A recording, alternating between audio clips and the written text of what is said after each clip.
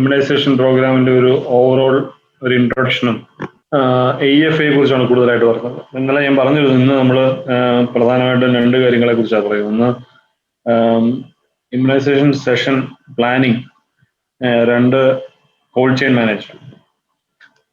അപ്പൊ ഇതിനകത്ത് ആദ്യത്തെ ഭാഗം പ്ലാനിങ് എന്ന് പറയുന്ന ഒരു സാധനം ഹിസ്റ്റോറിക്കലി ഇറ്റ്സ് വളരെ പ്രധാനപ്പെട്ട ഒരു കാര്യമാണ്. വളരെ സംവെയർ അതിന്റെ ഒരു ക്വാളിറ്റി നഷ്ടമായോ എന്ന് ചിലപ്പോഴെങ്കിലും നമുക്ക് തോന്നാറുണ്ട്. അതുകൊണ്ടാണ് ഞാൻ ആ ഒരു ടോപ്പിക്ക് പ്രധാനമായിട്ടും ഉൾപ്പെടുത്താനുള്ള ഒരു കാരണം.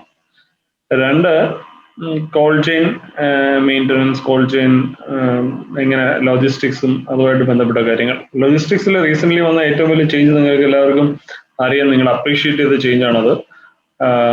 അതാണ് ഈവിൻ. അപ്പം നമ്മൾ മാനുവലി ചെയ്തുകൊണ്ടിരുന്ന കുറെ അധികം കാര്യങ്ങൾ ഇനി അത് ഈവിൻ ടേക്ക് ഓവർ ചെയ്യണം. അതിന്റെ ഒരു ഫസ്റ്റ് ഫേസ് ആയി ലോജിസ്റ്റിക്സിന്റെ ഒരു വലിയ ഭാഗം ഈവിൻ ഏറ്റെടുക്കുന്നത് നമ്മൾ കണ്ടു. ഇനി വരാൻ പോകുന്നത് ടെമ്പറേച്ചർ മോണിറ്ററിംഗ് ആണ്. അപ്പൊ ടെമ്പറേച്ചർ മോണിറ്ററിംഗ് ഉടനെ തന്നെ ഈവിന്റെ ഭാഗമായി മാറും. അപ്പൊ അതാണ് വരാൻ പോകുന്ന ഒരു ചേഞ്ച്. അപ്പം ബ്രോഡ്ലി ഈ രണ്ട് ഏരിയയെ കുറിച്ചാണ് ഞാൻ പറയുക. പിന്നെ സാധാരണഗതിയിൽ ഇമ്മ്യൂണൈസേഷൻ ട്രെയിനിങ്ങിന്റെ ഭാഗമായിട്ട് വരുന്നത് communication with the community, IEC activities, എങ്ങനെ അങ്ങനെയുള്ള കാര്യങ്ങളാണ് ഇമ്മ്യൂണൈസേഷൻ ട്രെയിനിങ്ങിൽ അടുത്തായിട്ട് വരുന്ന ഒരു പ്രധാന area. Little bit on waste management, അങ്ങനത്തെ കാര്യങ്ങളാണ്. അപ്പം അതിലേക്കൊന്നും പോകാൻ എനിക്ക് സമയം കാണുമെന്ന് എനിക്ക് തോന്നുന്നില്ല. ബട്ട് ആസ് ഇന്നലെ നമ്മൾ പറഞ്ഞതിന്റെ പോലെ, യെസ്റ്റർഡേ നമ്മൾ പോയിന്റ് ഔട്ട് ചെയ്ത പോലെ, will be coming up with module based training for immunisation, the training platform by the NHM training division. അപ്പം അത് നിങ്ങൾക്ക് എല്ലാവർക്കും ഉപയോഗിക്കാം. സ്ട്രക്ചേർഡ് ആയിട്ടുള്ള ഒരു ട്രെയിനിങ് ആയിരിക്കും അത്. ഡിഫറെന്റ് സെഷൻസ് നമ്മൾ അതിനകത്ത് സാധാരണ ഗതിയിൽ നമ്മൾ ഇമ്മ്യൂണൈസേഷൻ ട്രെയിനിങ് നേരത്തെ നടത്തിയിരുന്നപ്പോൾ ഉണ്ടായിരുന്ന എല്ലാ സെഷൻസും ഈ 3 ട്രെയിനിങ് മൂന്നായിട്ടും, അതായത് മെഡിക്കൽ ഓഫീസേഴ്സിനുള്ള ട്രെയിനിങ് സെപ്പറേറ്റ് ആയിട്ട്, ഹെൽത്ത് വർക്കേഴ്സിനുള്ള ഒരു ട്രെയിനിങ് സെപ്പറേറ്റ് ആയിട്ട്, ആൻഡ് കോൾഡ് ചെയിൻ ഹാൻഡ്ലേഴ്സിന്റെ ട്രെയിനിങ് സെപ്പറേറ്റ് ആയിട്ട് നമ്മൾ ചെയ്യും. അപ്പൊ അതിൽ നിന്ന് കൂടുതൽ മനസ്സിലാക്കാം. അലോങ് വിത്ത് ദാറ്റ്, ഈ 3 പെർട്ടിക്കുലർ ട്രെയിനിങ്ങിന്റെ മോഡ്യൂൾസും ഓൺലൈൻ അവൈലബിൾ ആണ്. അപ്പൊ നിങ്ങൾക്ക് പൊതുവെ നിങ്ങളുടെ സംശയങ്ങൾ വരാം. ആ സംശയങ്ങൾ നിങ്ങൾക്ക് അങ്ങോട്ടും ഇങ്ങോട്ടും സംസാരിക്കാം. In case if you have more doubts, നിങ്ങളുടെ ഡിസ്ട്രിക്ട് ഇമ്മ്യൂണൈസേഷൻ ഓഫീസേഴ്സിനെ നിങ്ങൾക്ക് കോൺടാക്ട് ചെയ്യാം. അവരാണ് നിങ്ങളുടെ ഡിസ്ട്രിക്റ്റിലുള്ള ട്രെയിനേഴ്സ്. അതോടൊപ്പം തന്നെ മനസ്സിലാക്കാൻ ഏറ്റവും നല്ല ഒരു കാര്യം എന്ന് വെച്ച് കഴിഞ്ഞാൽ, അതിനകത്ത് ഈ 3 മോഡ്യൂൾസും ആക്ച്വലി ട്രെയിനിങ് മോഡ്യൂൾസ് എന്നുള്ളതിനേക്കാൾ ഉപരി ഒരു ഓപ്പറേഷണൽ ഗൈഡ് ലൈൻ ആയിട്ടോ, അല്ലെങ്കിൽ I may say you can use it as a bible for your immunization practices. അപ്പൊ ആ 3 മോഡ്യൂൾ നിങ്ങൾ ഏത് കേഡറിലുള്ള ആളുകളാണെങ്കിലും ഏത് മോഡ്യൂളാണോ റിലവൻ്റ് ആയിട്ടുള്ളത്, that you should keep with you. അത് നിങ്ങൾക്ക് ഭയങ്കര ഉപയോഗപ്രദമായിരിക്കും എന്ന് ഓർമ്മിപ്പിക്കണം. So coming back to the presentation, ഇന്നലെ നമ്മൾ ഡിസ്കസ് ചെയ്ത അതേ ഒരു പോയിന്റ് ആണിത്. നമ്മുടെ ഒരു ഇമ്മ്യൂണൈസേഷൻ, ഇന്ത്യയിലെ ഇമ്മ്യൂണൈസേഷൻ ഹിസ്റ്ററിയുടെ ഒരു മൈൽ സ്റ്റോൺ ആണിത്. EPI തുടങ്ങി നമ്മളിപ്പം ന്യൂവർ വാക്സിൻസ് ഇൻട്രൊഡ്യൂസ് ചെയ്ത് വരെ ഉള്ളതും, അതിനകത്ത് വന്ന പ്രോഗ്രാമാറ്റിക് ചേഞ്ചസ് ഒക്കെ ഇതിനകത്ത് അവിടെ ഇവിടങ്ങളിലായിട്ട് റെപ്രസെന്റ് ചെയ്ത്. I am not going to the details. So ഇന്നലെ നമ്മൾ പറഞ്ഞു വെച്ചതാണെങ്കിൽ പോലും കുറച്ചുകൂടെ ഡീറ്റെയിൽഡ് ആയിട്ട് ഒരു ഇമ്മ്യൂണൈസേഷൻ വാക്സിൻസിനെ കുറിച്ച്, വാക്സിൻ എങ്ങനെ കൊടുക്കുന്നതിനെ കുറിച്ചുള്ള ഒരു 3 സ്ലൈഡ്സ് ആണ് ഇനിയുള്ളത്. അപ്പോൾ അതിനകത്ത് ഫസ്റ്റ് ഗ്രൂപ്പ് പ്രഗ്നന്റ് വുമൻ ആണ്. ഇന്നലെ നമ്മൾ പറഞ്ഞ പോലെ നിങ്ങൾക്ക് എല്ലാവർക്കും അറിയാവുന്ന പോലെ 2 ഡോസ് ഓഫ് TD ആണ്. TT എന്നാണ് ഇതിനകത്ത്, മോഡ്യൂൾ പഴയതായതുകൊണ്ടാണ് അതിനകത്ത് TT എന്ന് കാണുന്നത്. It is TD. Early in pregnancy കൊടുക്കണം എന്നാണ് dictating. The guidelines also says.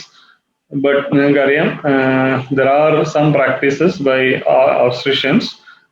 ചിലപ്പോൾ അവർ ഡിലേ ചെയ്യാറുണ്ട്. We had some good advocacy with ഈ obstetriciansമായിട്ടൊക്കെ നമ്മൾ അതിനെക്കുറിച്ച് സംസാരിക്കുകയും ആ ഒരു പ്രാക്ടീസ് ചേഞ്ചസ് ഒക്കെ കൊണ്ടുവരാൻ ശ്രമിക്കുകയും ചെയ്തിട്ടുണ്ട്. IM ആണ് കൊടുക്കുന്നത്, അപ്പർ ആമിലാണ് എന്നൊക്കെയുള്ള കാര്യം നിങ്ങൾക്കറിയാം. Second dose 4 weeks after the first dose ആണ് കൊടുക്കുക. യൂഷ്വലി നമ്മൾ പറയാറുണ്ട് 36 weeksന് മുമ്പ് സെക്കൻഡ് ഡോസ് കൊടുക്കുന്ന രീതിയിലാണ് എന്തോ ഒരു നിർബന്ധമായിട്ട് കൊടുക്കേണ്ടത്. ഇനിയിപ്പോൾ ആരെങ്കിലും നമ്മുടെ അടുത്ത് വരുമ്പോൾ ഡെലിവറിക്കായിട്ട് വരുമ്പോൾ ദേ ആർ നോട്ട് സോ ഇപ്പം ഒരാൾ ഇൻ ലേബർ വന്നാൽ പോലും we should give dose of TT. അവർ നേരത്തെ ഇമ്മ്യൂണൈസ്ഡ് അവർക്ക് TT ഡോസസ് കിട്ടിയിട്ടില്ലെങ്കിൽ. So another important aspect about TD or TT to pregnant women is that we can give a booster to somebody. അത് ആരാണെന്ന് ചോദിച്ചു കഴിഞ്ഞാൽ last pregnancy within last 3 years ആണ് അവർക്ക് 2 doses of TT ഓൾറെഡി എടുത്തിട്ടുള്ളവരാണെന്നുണ്ടെങ്കിൽ we can give a booster. അപ്പോൾ അതാണ് TT കുറിച്ച് പൊതുവെ ഉള്ളത്. നിങ്ങൾക്ക് അറിയാം എന്തിനാണ് TT കൊടുക്കുന്നതെന്നും മറ്റുള്ള കാര്യങ്ങളൊക്കെ നിങ്ങൾക്ക് അറിയാം. സോ ഇൻഫൻസിയിലെ വാക്സിനേഷൻസ് ആണ് അടുത്തൊരു സെഗ്മെന്റിലുള്ളത്.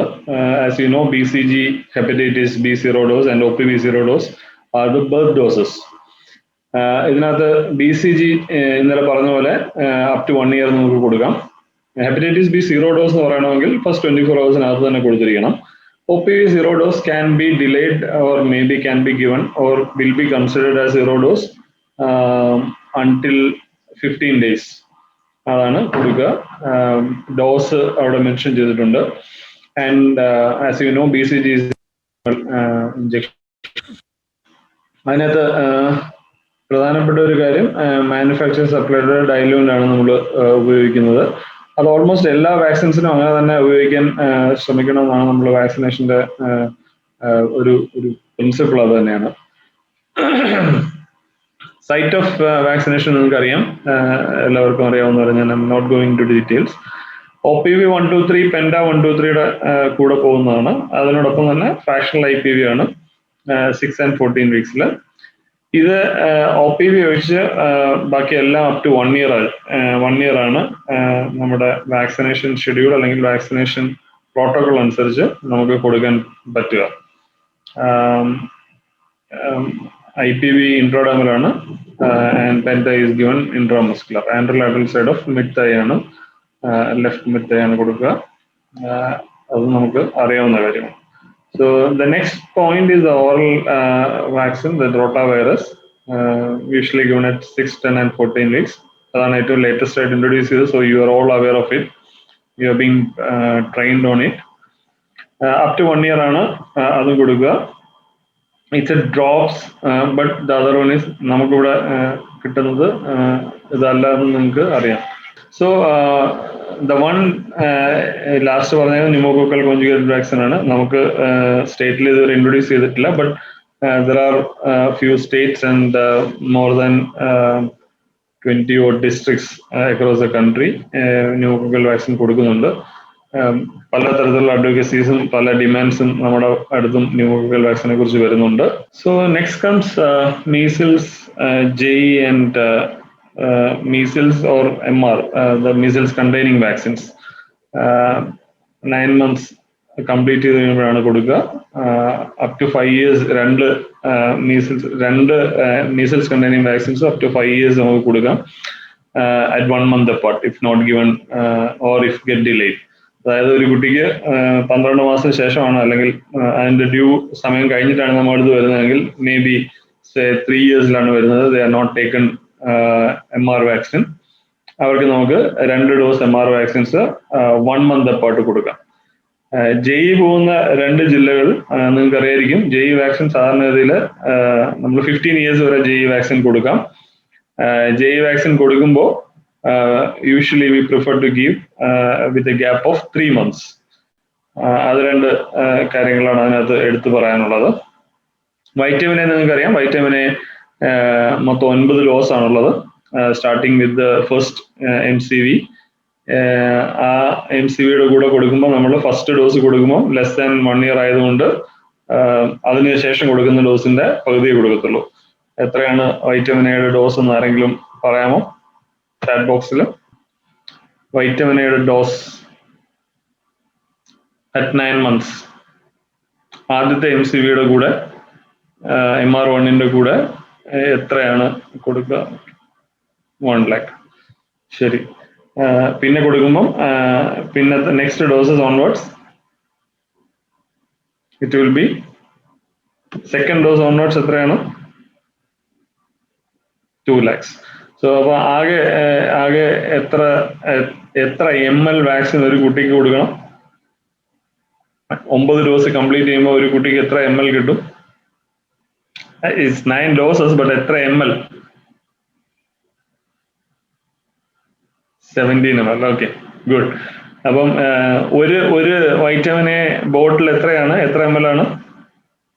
വൈറ്റമിൻ എ വരുന്ന ഒരു ബോട്ടിൽ എത്ര ml ആണ്?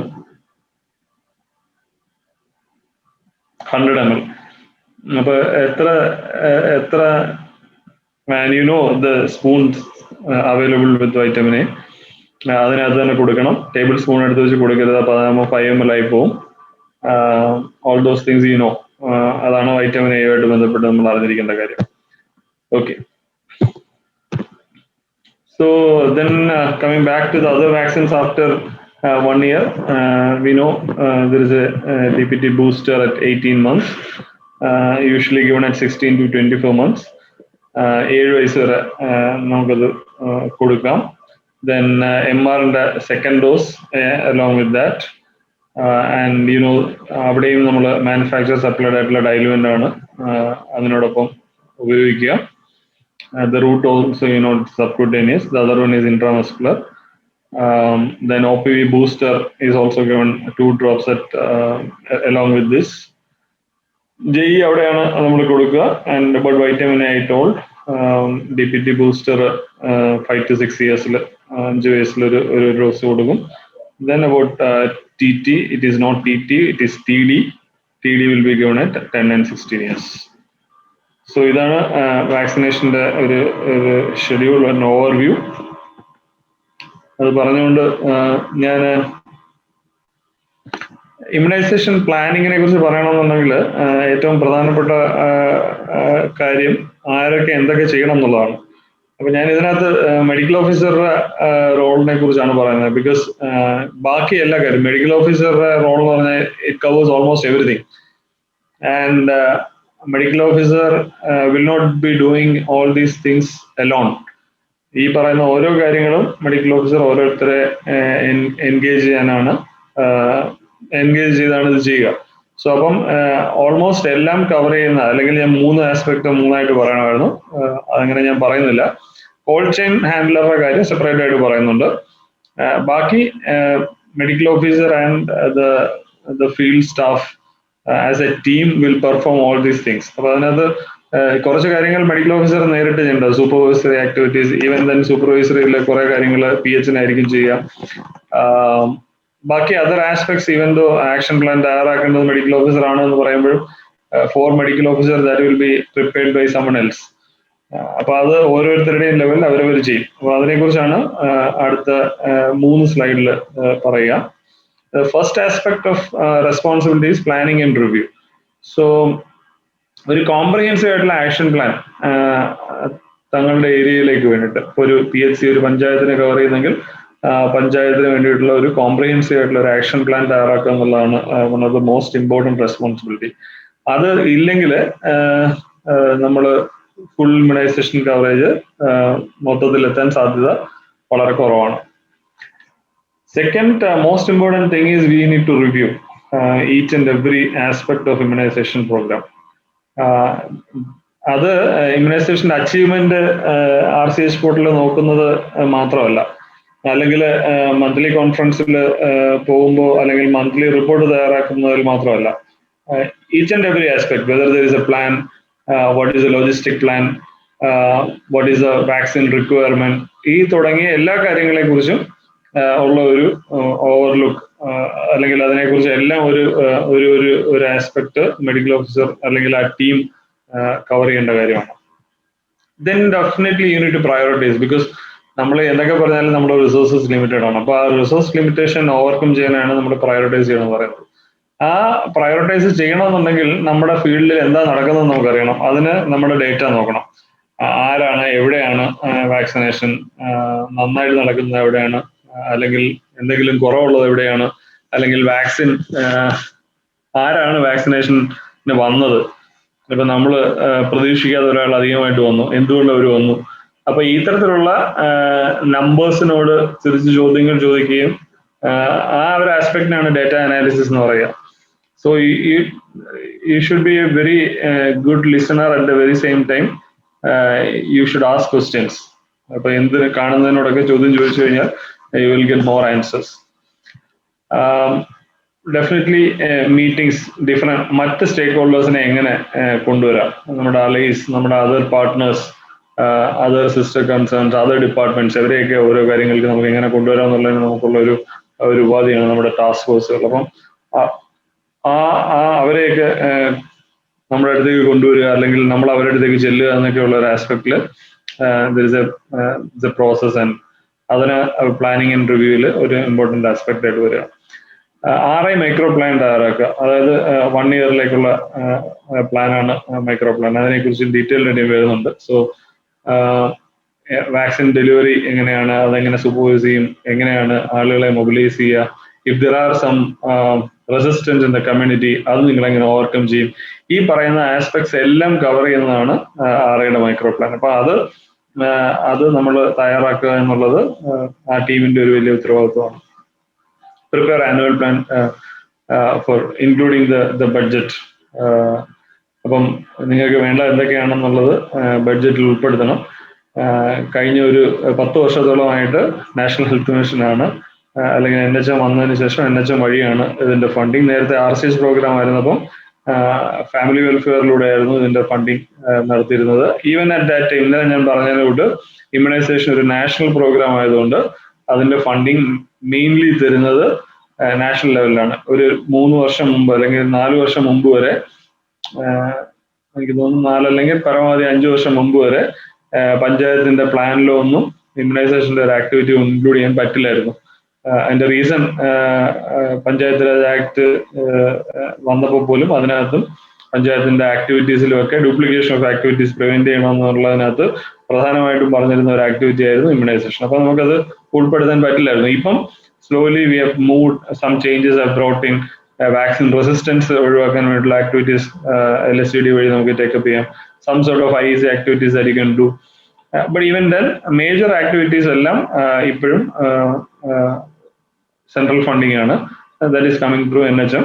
അപ്പൊ നിങ്ങൾക്ക് ഓൾട്ടർനേറ്റ് വാക്സിൻ ഡെലിവറി, അതായത് നമ്മുടെ സെഷൻ റൊട്ടീൻ ഇമ്മ്യൂണൈസേഷന്റെ ഭാഗമായിട്ട് നമ്മുടെ ഫീൽഡിൽ പോയി ഔട്ട്റീച്ച് ഇമ്മ്യൂണൈസേഷൻ നടത്തുന്നതിന് മൊബിലിറ്റി സപ്പോർട്ട് വേണമെങ്കിൽ അതിനുള്ള കാര്യം. I think there are different 6 or 7 heads under NHM. നമ്മുടെ വേസ്റ്റ് മാനേജ്മെന്റുമായിട്ട് ബന്ധപ്പെട്ട് അതിനുവേണ്ട ബാഗ്സ് വാങ്ങിക്കുന്നത്. അപ്പൊ ഇങ്ങനെയൊക്കെയുള്ള പല ഓപ്ഷൻസും ഇതിനകത്തുണ്ട്. പക്ഷെ പലപ്പോഴും അത് നന്നായിട്ട് ഉപയോഗിക്കാറില്ല. അപ്പൊ അത് ഉപയോഗിക്കണമെങ്കിൽ നമ്മൾ ഇതിനെക്കുറിച്ചൊക്കെ അറിയണം. അപ്പൊ ഈ ഒരു പ്ലാനിങ് പ്രോസസ്സിലേക്ക് അത് വന്നാൽ മാത്രമേ, അല്ലെങ്കിൽ നമ്മുടെയൊക്കെ ഇൻവോൾവ്മെന്റ് വന്നാൽ മാത്രമേ നമുക്കത് അറിഞ്ഞ് ഉപയോഗിക്കാൻ പറ്റത്തുള്ളൂ. Second aspect is on implementation. ഈ ബാക്കിയുള്ളവരെയൊക്കെ എല്ലാവരെയും കൂട്ടി യോജിപ്പിച്ച് ഈ എന്തൊക്കെയാണ് പോരായ്മകൾ, അല്ലെങ്കിൽ എന്തൊക്കെയാണ് നന്നായിട്ട് നടക്കുന്നത് എന്നൊക്കെ ഉള്ളത് എല്ലാവരുമായിട്ടിരുന്ന് ചർച്ച ചെയ്ത് അത് നടത്താനുള്ള ഒരു ശ്രമം. അപ്പൊ അതിനകത്തും again it's not a single man's action, it's a team work. അതിനകത്ത് ഇന്ന ഒരു ഗ്രൂപ്പ് ഓഫ് സ്റ്റാഫ് ഒന്നുമില്ല, എല്ലാവരോടും ചേർന്നാൽ മാത്രമേ ഈ പറഞ്ഞ പല കാര്യങ്ങളും നമുക്ക് നടത്താൻ പറ്റത്തുള്ളൂ. So that is a major role of the team of FHC. Then regularly you will have to review and update the micro plan. ഒരു വർഷത്തേക്കുള്ള മൈക്രോ പ്ലാൻ ഉണ്ടാക്കുക എന്ന് പറഞ്ഞു കഴിഞ്ഞാൽ ഒരു വർഷത്തേക്ക് ഒരു പ്ലാൻ ഉണ്ടാക്കി അതവിടെ വെച്ചിട്ട് കാര്യമില്ല. അപ്പം according to the field realities and the events that is happening, or may be some events like a flood, അത് വന്നു, അതിനുശേഷം ഉണ്ടാകുന്ന മാറ്റങ്ങൾ ആ മൈക്രോ പ്ലാനിലേക്ക് കൊണ്ടുവരിക. ഇതുപോലുള്ള ചിലപ്പോൾ ഒരു പുതിയ വാക്സിൻ ഇൻട്രൊഡ്യൂസ് ചെയ്യും, അപ്പൊ ആ പാർട്ടൊന്നും ചിലപ്പോൾ മൈക്രോ പ്ലാനിൽ ഉണ്ടാവില്ല. അല്ലെങ്കിൽ ഒരു വാക്സിൻ, ഒരു ക്യാമ്പയിൻ വരുമായിരിക്കും, ആ ക്യാമ്പയിന്റെ ആക്ടിവിറ്റീസ് എങ്ങനെ അതിനകത്തേക്ക് കൊണ്ടുവരാം. അപ്പൊ അതൊക്കെ ഉൾപ്പെടുത്തുക, അതൊക്കെ ഇംപ്ലിമെന്റേഷന്റെ പാർട്ടിൽ ആ ടീം ഏറ്റെടുക്കേണ്ട റെസ്പോൺസിബിലിറ്റി. ഓഫ് കോഴ്സ് ഇതൊക്കെ മെഡിക്കൽ ഓഫീസർ റെസ്പോൺസിബിലിറ്റി ആണെന്ന് പറയുമ്പോഴും it will be done through different arms of the medical officer in the PHC. ഇത് നമുക്ക് പുതിയ കാര്യമല്ല. ബെനിഫിഷ്യറിയുടെ ലൈൻ ലിസ്റ്റ് എല്ലാ തലങ്ങളിലും വേണം, starting from the sub centre. Even we usually say it is A village level plan should be there. അതായത് നമുക്ക് പറയുകയാണെങ്കിൽ ഒരു വാർഡിൽ പോലും മേ ബി ഒരു ആശയുടെ ഏരിയയിലാണെങ്കിൽ പോലും there should be A line list and there should be A plan. അപ്പൊ അത് നോക്കണം, അത് വാലിഡേറ്റ് ചെയ്യണം, അതിന്റെ കംപ്ലീറ്റ്നെസ് നോക്കണം, വെദർ ഇറ്റ് ഈസ് കറക്റ്റ്. ഇടയ്ക്കൊക്കെ ആരെങ്കിലും ഒക്കെ അവിടെ നിന്ന് താമസം മാറിപ്പോയി അല്ലെങ്കിൽ താമസത്തിനായിട്ട് ആളുകൾ വരുന്നു, ഇതൊക്കെ വളരെ ഫ്രീക്വന്റ് ആയിട്ടുള്ള ഫിനോമിനയാണ്. അപ്പം അതൊക്കെ നമ്മുടെ പ്ലാനിലേക്ക് വന്നോ അല്ലെങ്കിൽ നമ്മുടെ ആക്ടിവിറ്റീസ് അതനുസരിച്ച് ചേഞ്ചസ് വരുത്തിയിട്ടുണ്ടോ എന്നൊക്കെ കാര്യങ്ങൾ പരിശോധിക്കുക. ദെൻ പലപ്പോഴും നമ്മൾ സ്റ്റേറ്റ് ലെവലിലും ഡിസ്ട്രിക്ട് ലെവലിലും ഒക്കെ മീറ്റിങ്ങിൽ എന്തുകൊണ്ട് എന്ന് ചോദിച്ച് അവസാനം എല്ലാവരും കൂടിയിരുന്ന് പറഞ്ഞു വെച്ചിട്ട് പോകുന്ന ഒരു കാര്യമാണ് മിഡിൽ ലെവൽ സൂപ്പർവിഷൻ ഭയങ്കര മോശമാണ്, അതുകൊണ്ടാണ് എല്ലാം ഇങ്ങനെ സംഭവിക്കുന്നതെന്ന് പറയും. In that context it is very important, supervision, monitoring and surveillance. അപ്പൊ ആ സൂപ്പർവിഷൻ എന്ന് കഴിഞ്ഞാൽ നമ്മൾ തന്നെ സൂപ്പർവിഷൻ എന്നല്ല ഇപ്പൊ പറയാം, സപ്പോർട്ടീവ് സൂപ്പർവിഷൻ എന്നാണ് പറയുക. അപ്പം ആ സപ്പോർട്ടീവ് സൂപ്പർവിഷന്റെ ആസ്പെക്ടിൽ എന്തൊക്കെ ആക്ടിവിറ്റീസ് ഫീൽഡിൽ നടക്കുന്നു എന്ന് നമ്മൾ എല്ലാവരും അറിയണം. It is not the responsibility of ASHA to mobilize children to the session site. It is their responsibility, but it is not the only person. It is not Asha the only person to do for that. പണ്ട് ICDS ചെയ്തിരുന്നു, ആശ അംഗൻവാടി വർക്കേഴ്സും കൂടെ help ചെയ്തിരുന്നു, അല്ലെങ്കിൽ അതിപ്പോ ഇല്ല എന്ന് നമ്മൾ പരാതി പറഞ്ഞിട്ട് കാര്യമില്ല. We need to bring all of them on board. അടുത്ത ഒരു ആസ്പെക്ട്, എവിടെയാണ് ഇമ്മ്യൂണൈസേഷൻ നടന്നത്? പലപ്പോഴും ഫീൽഡ് ലെവലിലൊക്കെ ഉള്ളവരുമായിട്ട് ഇന്ററാക്ട് ചെയ്യുമ്പോൾ പറയാറുണ്ട്, സെഷൻ സൈറ്റിലേക്ക് പോകുമ്പോൾ അവിടെ ചെന്നിട്ട് നമ്മളാണ് രാവിലെ തൂക്കുന്നത് എന്നൊക്കെ പറയാറുണ്ട്. അപ്പം അത് പലപ്പോഴും പറ്റുന്നതെന്ന് വെച്ച് കഴിഞ്ഞാൽ ഈ ഒരു ടീം അപ്രോച്ച് അതിനകത്ത് ഇല്ലാത്തതുകൊണ്ടാണ്. അപ്പൊ അതിനകത്തൊക്കെ എനിക്ക് തോന്നുന്നു as a team we need to involve different. ഈ റെസ്പോൺസിബിലിറ്റീസ് ആരുടേതാണെന്ന് അവരെ മനസ്സിലാക്കുക എന്നുള്ളത് വലിയൊരു പ്രധാനപ്പെട്ട കാര്യമാണ്. അപ്പൊ ഇത് ആരുടെ ഉത്തരവാദിത്വമാണ് ഇതൊക്കെ എന്ന് പറയാനും അല്ലെങ്കിൽ അതൊക്കെ നടക്കുന്നുണ്ടോ എന്ന് നോക്കാനും ഒക്കെയുള്ള ആസ്പെക്ട്സ് സൂപ്പർവിഷൻ ആൻഡ് മോണിറ്ററിംഗിൽ വരുന്നതാണ്. And at the end of the day every സെഷന് ശേഷം you should see what happen there. എത്ര പേര് ഏതൊക്കെ ആന്റിജൻസ് എടുക്കാനാണ് വന്നത്, അല്ലെങ്കിൽ ഒരാൾ വന്നിട്ട് തിരിച്ചുപോയി, we are not expecting that person, അല്ലെങ്കിൽ നമ്മൾ പ്രതീക്ഷിച്ച ഒരാൾ വന്നില്ല, അതെന്തുകൊണ്ട് വന്നില്ല എന്ന് തൊട്ടടുത്ത ദിവസങ്ങളിൽ അന്വേഷിക്കാൻ ആളുകളെ ചുമതലപ്പെടുത്തുന്ന രീതിയിലേക്ക് ഉള്ള ഒരു ആക്ടിവിറ്റി അവിടെ ഡെവലപ്പ് ചെയ്യണം. എന്നാലേ നമ്മൾ പ്രതീക്ഷിക്കുന്ന പോലെ നമ്മുടെ PHC മാറിയത് കുടുംബാരോഗ്യ കേന്ദ്രമൊക്കെ ആകത്തുള്ളൂ. അപ്പൊ ആ രീതിയിൽ ചെയ്യണമെന്നുണ്ടെങ്കിൽ definitely you need to look at the numbers, data, you need to see that. അപ്പൊ ഈ കാര്യങ്ങളിലൊക്കെ ആരെന്ത് ചെയ്യുന്നു, ചെയ്യേണ്ട കാര്യങ്ങൾ ചെയ്തു എന്നൊക്കെ നോക്കണം. അതാണ് മെയിൻലി സൂപ്പർവിഷൻ, മോണിറ്ററിംഗ് ആൻഡ് സർവൈലൻസിനകത്ത് വരിക. ഓക്കെ. ആൻഡ് നമ്മൾ പലപ്പോഴും അല്ലെങ്കിൽ മെഡിക്കൽ ഓഫീസറോ അല്ലെങ്കിൽ ഒരു സൂപ്പർവൈസറോ ഒക്കെ പോയിട്ട് അവിടെ രജിസ്റ്ററിൽ എഴുതാൻ മാത്രമായിട്ട് നിൽക്കാതെ ഇടയ്ക്ക് വാക്സിനേഷൻ നടക്കുമ്പോൾ എന്താ നടക്കുന്നതെന്ന് നോക്കുക. whether you need some support or you need to provide some support to your health worker, അവരുടെ knowledge on immunization, അല്ലെങ്കിൽ അവര് key messages പറയുന്നുണ്ടോ. So if you stand there and ask your health worker to deliver it, ഒരു 3 തവണ പറഞ്ഞു കഴിയുമ്പോൾ at least നിങ്ങൾ നിൽക്കുമ്പോഴെങ്കിലും ഈ key messages ഡെലിവർ ചെയ്യും. We all know it, but in practice most of the time it will not happen. നമുക്ക് അവിടെ തിരക്കും മറ്റുള്ള കാര്യങ്ങളും ഒക്കെ കാരണം ചിലപ്പോൾ നമ്മൾ അത് വിട്ടുപോകും. അപ്പൊ അതൊക്കെ സിസ്റ്റത്തിന്റെ ഭാഗമാക്കാനും നമ്മുടെ പ്രോസസ്സുകളിനെ അതിനെ ഊട്ടി ഉറപ്പിക്കുന്നതിന് വേണ്ടിയിട്ട് supervision, monitoring and surveillance is very important. Another area that the team should work is on cold chain and logistics. ഇതിനകത്ത് മിസ് ചെയ്യുന്ന ഒരു കമ്പോണന്റ് എപ്പോഴും കോൾഡ് ചെയിൻ. നമ്മളെപ്പോഴും ഈ ടെമ്പറേച്ചർ മോണിറ്ററിങ്ങിന് അപ്പുറത്തേക്ക് കോൾഡ് ചെയിനിൽ എന്താ എന്നുള്ള കാര്യം പലപ്പോഴും ആരും അന്വേഷിക്കുമെന്ന് എനിക്ക് തോന്നുന്നില്ല. അന്വേഷിക്കുന്നുണ്ടെങ്കിൽ വളരെ നന്ന്. വളരെ ഡിഫറെന്റ് ആസ്പെക്ട്സ് ഉണ്ട് അതിനകത്ത്. ഈ പുറത്തിരിക്കുന്ന ഒരു ബുക്കിൽ 2 തരം temperature എഴുതുന്നതിനപ്പുറത്ത് whether the vaccines are kept appropriately, അത് പറഞ്ഞിരിക്കുന്ന ഒരു ഓർഡർ ഉണ്ട്, ആ ഓർഡറിലാണോ, whether it is only in baskets, if the baskets are short, അല്ലെങ്കിൽ ബാസ്കറ്റ് പൊട്ടിപ്പോയി. ഇതൊക്കെ വല്ലപ്പോഴെങ്കിലും അതൊക്കെ ഒന്ന് തുറന്നു നോക്കും, അല്ലെങ്കിൽ അത് പാക്ക് ചെയ്യുന്ന സമയത്ത് നമ്മൾ കൂടെ നിന്നാലും ഒക്കെ മനസ്സിലാവുമല്ലോ. So again it should be a team approach rather than designating somebody to do all these things.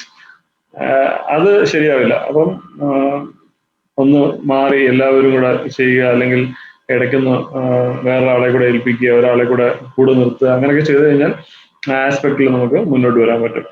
Another major area of concern is preventive maintenance. പലപ്പോഴും പ്രിവെന്റീവ് മെയിൻ്റനൻസ് പ്രോപ്പറായിട്ട് നടക്കുന്നുണ്ടോ എന്നുള്ള കാര്യം ഷുഡ് മോണിറ്റർ. കേടായിട്ട് നമ്മൾ നന്നാക്കാനായിട്ട് ആളെ വിളിച്ച് അവർ വന്ന് ശരിയാക്കുന്നതിനപ്പുറം whether it is properly working, നമ്മുടെ എല്ലാം പ്രതീക്ഷ, നമ്മുടെ എല്ലാം unless otherwise it fails, every machine is working well എന്നുള്ളതാണ്.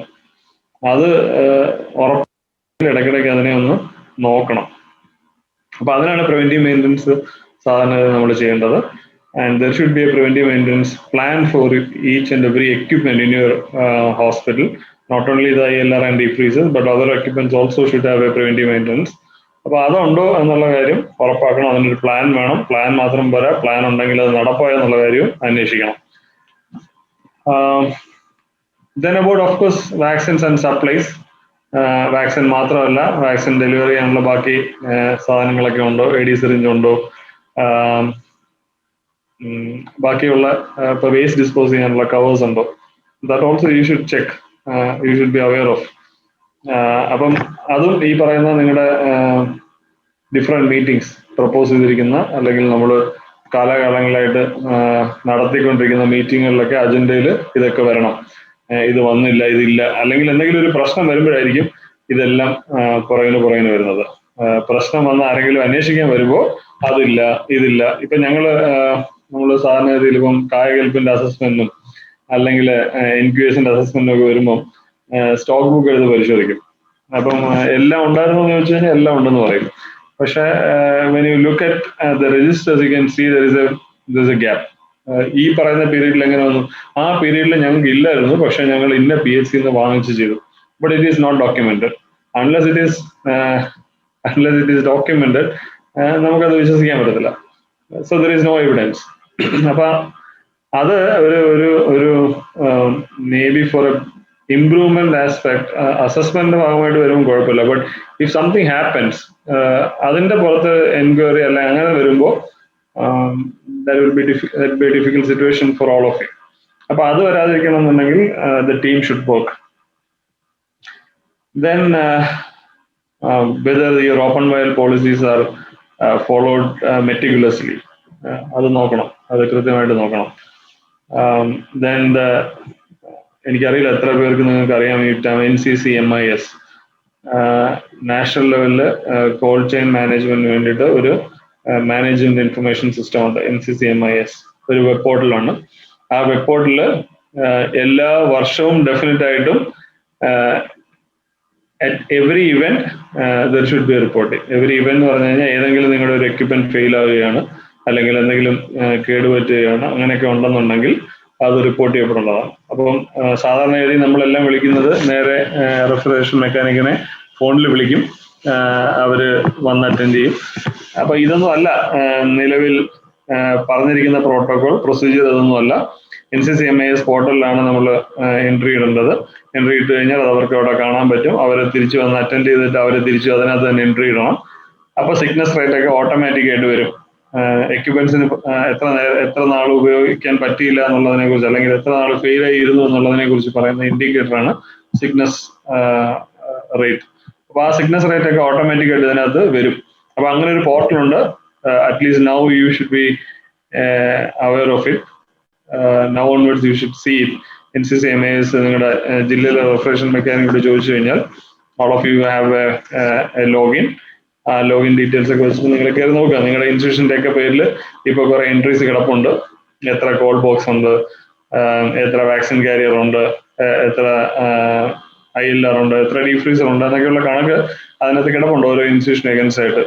അപ്പോൾ അതിനകത്ത് ഡീഫ്രീസറിന്റെയും ILRന്റെയും സീരിയൽ നമ്പറും ഏത് ടൈപ്പാണ്, whether you have a stabiliser for both your ILR and deep freezer, ഇതൊക്കെ അതിനകത്ത് ചോദ്യങ്ങളുണ്ട്.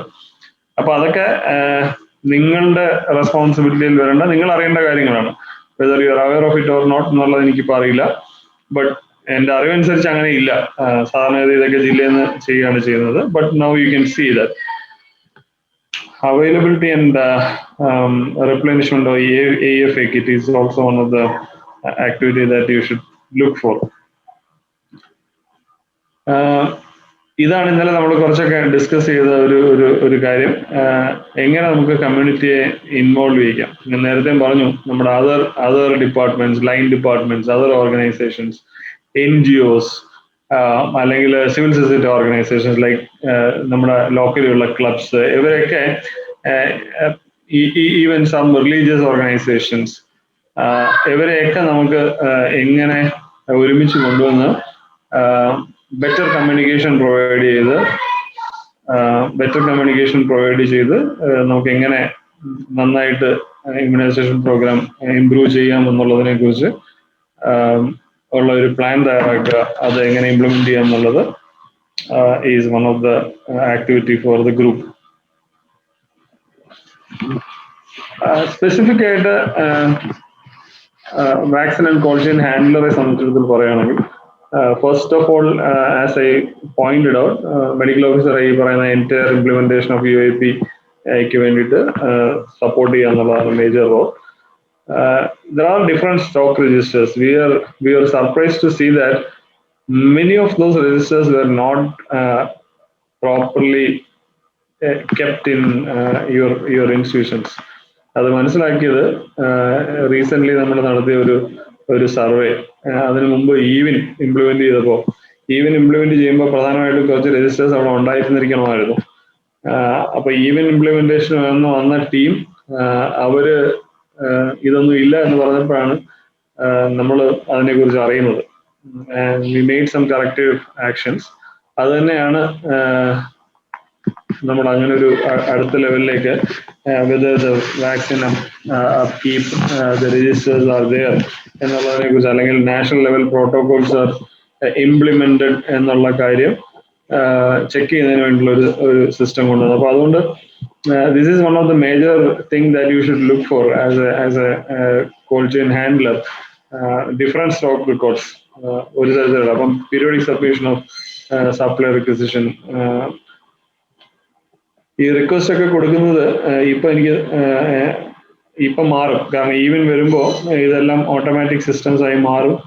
പക്ഷെ even now you are asked to follow the older practices. ഫോംസിനകത്ത് റിക്വസ്റ്റ് കൊടുത്ത് ഡിമാൻഡ് ചെയ്ത് വാക്സിൻ വാങ്ങിക്കണം എന്ന് തന്നെയാണ് ഇപ്പോഴും പറഞ്ഞിരിക്കുന്നത്. But that will be changing. കാരണം ഇന്ത്യയിൽ ഈവൻ ഇൻട്രൊഡ്യൂസ് ചെയ്തതിന്റെ ഏറ്റവും വലിയ അഡ്വാൻറ്റേജ് ആയിട്ട് കാണുന്നത് വാക്സിൻ സ്റ്റോക്ക് ഔട്ട് ഭയങ്കരമായിട്ട് കുറയ്ക്കാൻ സാധിച്ചു. കണ്ടിന്യൂസ് ആയിട്ടുള്ള സപ്ലൈ ഇൻഷുർ ചെയ്യുന്നതിന് ഒക്കെ സാധിച്ചു. ഈ കോൾഡ് ചെയിൻ എക്യുപ്മെന്റ്സിന്റെ മെയിൻ്റനൻസ്, അത്തരം കാര്യങ്ങൾ നോക്കേണ്ടത്. ഞാൻ നേരത്തെ പറഞ്ഞ പ്രിവെന്റീവ് മെയിൻ്റനൻസ് ആണെങ്കിലും ഡൗൺ ടൈം കൂടാതെ ഒത്തിരി എക്സ്റ്റൻഡ് ആയി പോകാതെ സമയബന്ധിതമായിട്ട് അത് കറക്റ്റ് ചെയ്ത് ഉപയോഗിക്കാൻ പറ്റുമെന്ന് ഉറപ്പാക്കുക എന്നുള്ളത് അഗെയിൻ കോൾഡ് ചെയിൻ ഹാൻഡ്ലറുടെ ഒരു റെസ്പോൺസിബിലിറ്റിയാണ്. ഓൺ വാക്സിൻസ് ആൻഡ് വാക്സിൻ യൂസേജും വാക്സിൻ അവൈലബിലിറ്റിയെ സംബന്ധിച്ചുള്ള റിപ്പോർട്ട്സ് കീപ്പ് ചെയ്യുക.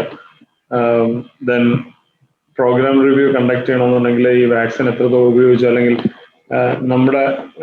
നമുക്കൊരു കണക്കുണ്ട്, ഓരോ പോപ്പുലേഷൻ സൈസ് അനുസരിച്ച് ഏതൊക്കെ വാക്സിൻസ് എത്ര ക്വാണ്ടിറ്റി നമുക്ക് ഉപയോഗിക്കേണ്ടി വരും എന്നുള്ളതിനെ കുറിച്ച്, അല്ലെങ്കിൽ എത്ര ബർത്തിന് അഗൻസ്റ്റ് ആയിട്ട് ഇന്ന വാക്സിൻസ് ഇത്ര ഉപയോഗിച്ചു എന്നുള്ള കാര്യം, അല്ലെങ്കിൽ ഇത്ര വാക്സിൻസ് ഉപയോഗിക്കണമായിരുന്നു, അങ്ങനെ നമുക്ക് നോക്കാം. അപ്പം MR ഒരു PHC ഏരിയയിൽ you are expecting 100 doses in an year. and if you're seeing that on the 10-month, only 35 doses are used.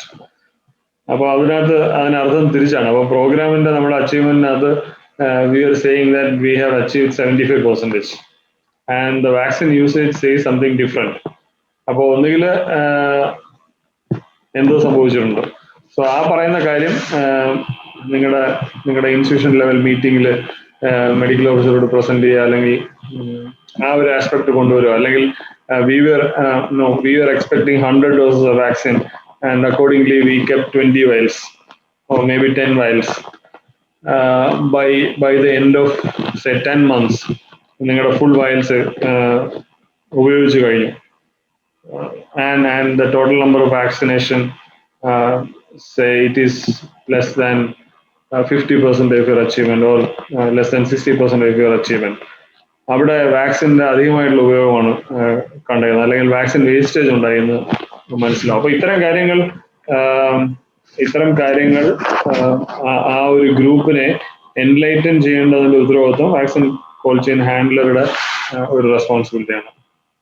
Of course temperature maintenance, then emergency situationൽ എങ്ങനെ whether you have a contingency plan and whether contingency plan implement ചെയ്യാൻ നിങ്ങൾക്ക് പറ്റുമോ, vaccines നമുക്ക് നഷ്ടപ്പെടാതെ ഉപയോഗിക്കാൻ പറ്റുമോ തുടങ്ങിയ കാര്യങ്ങൾ.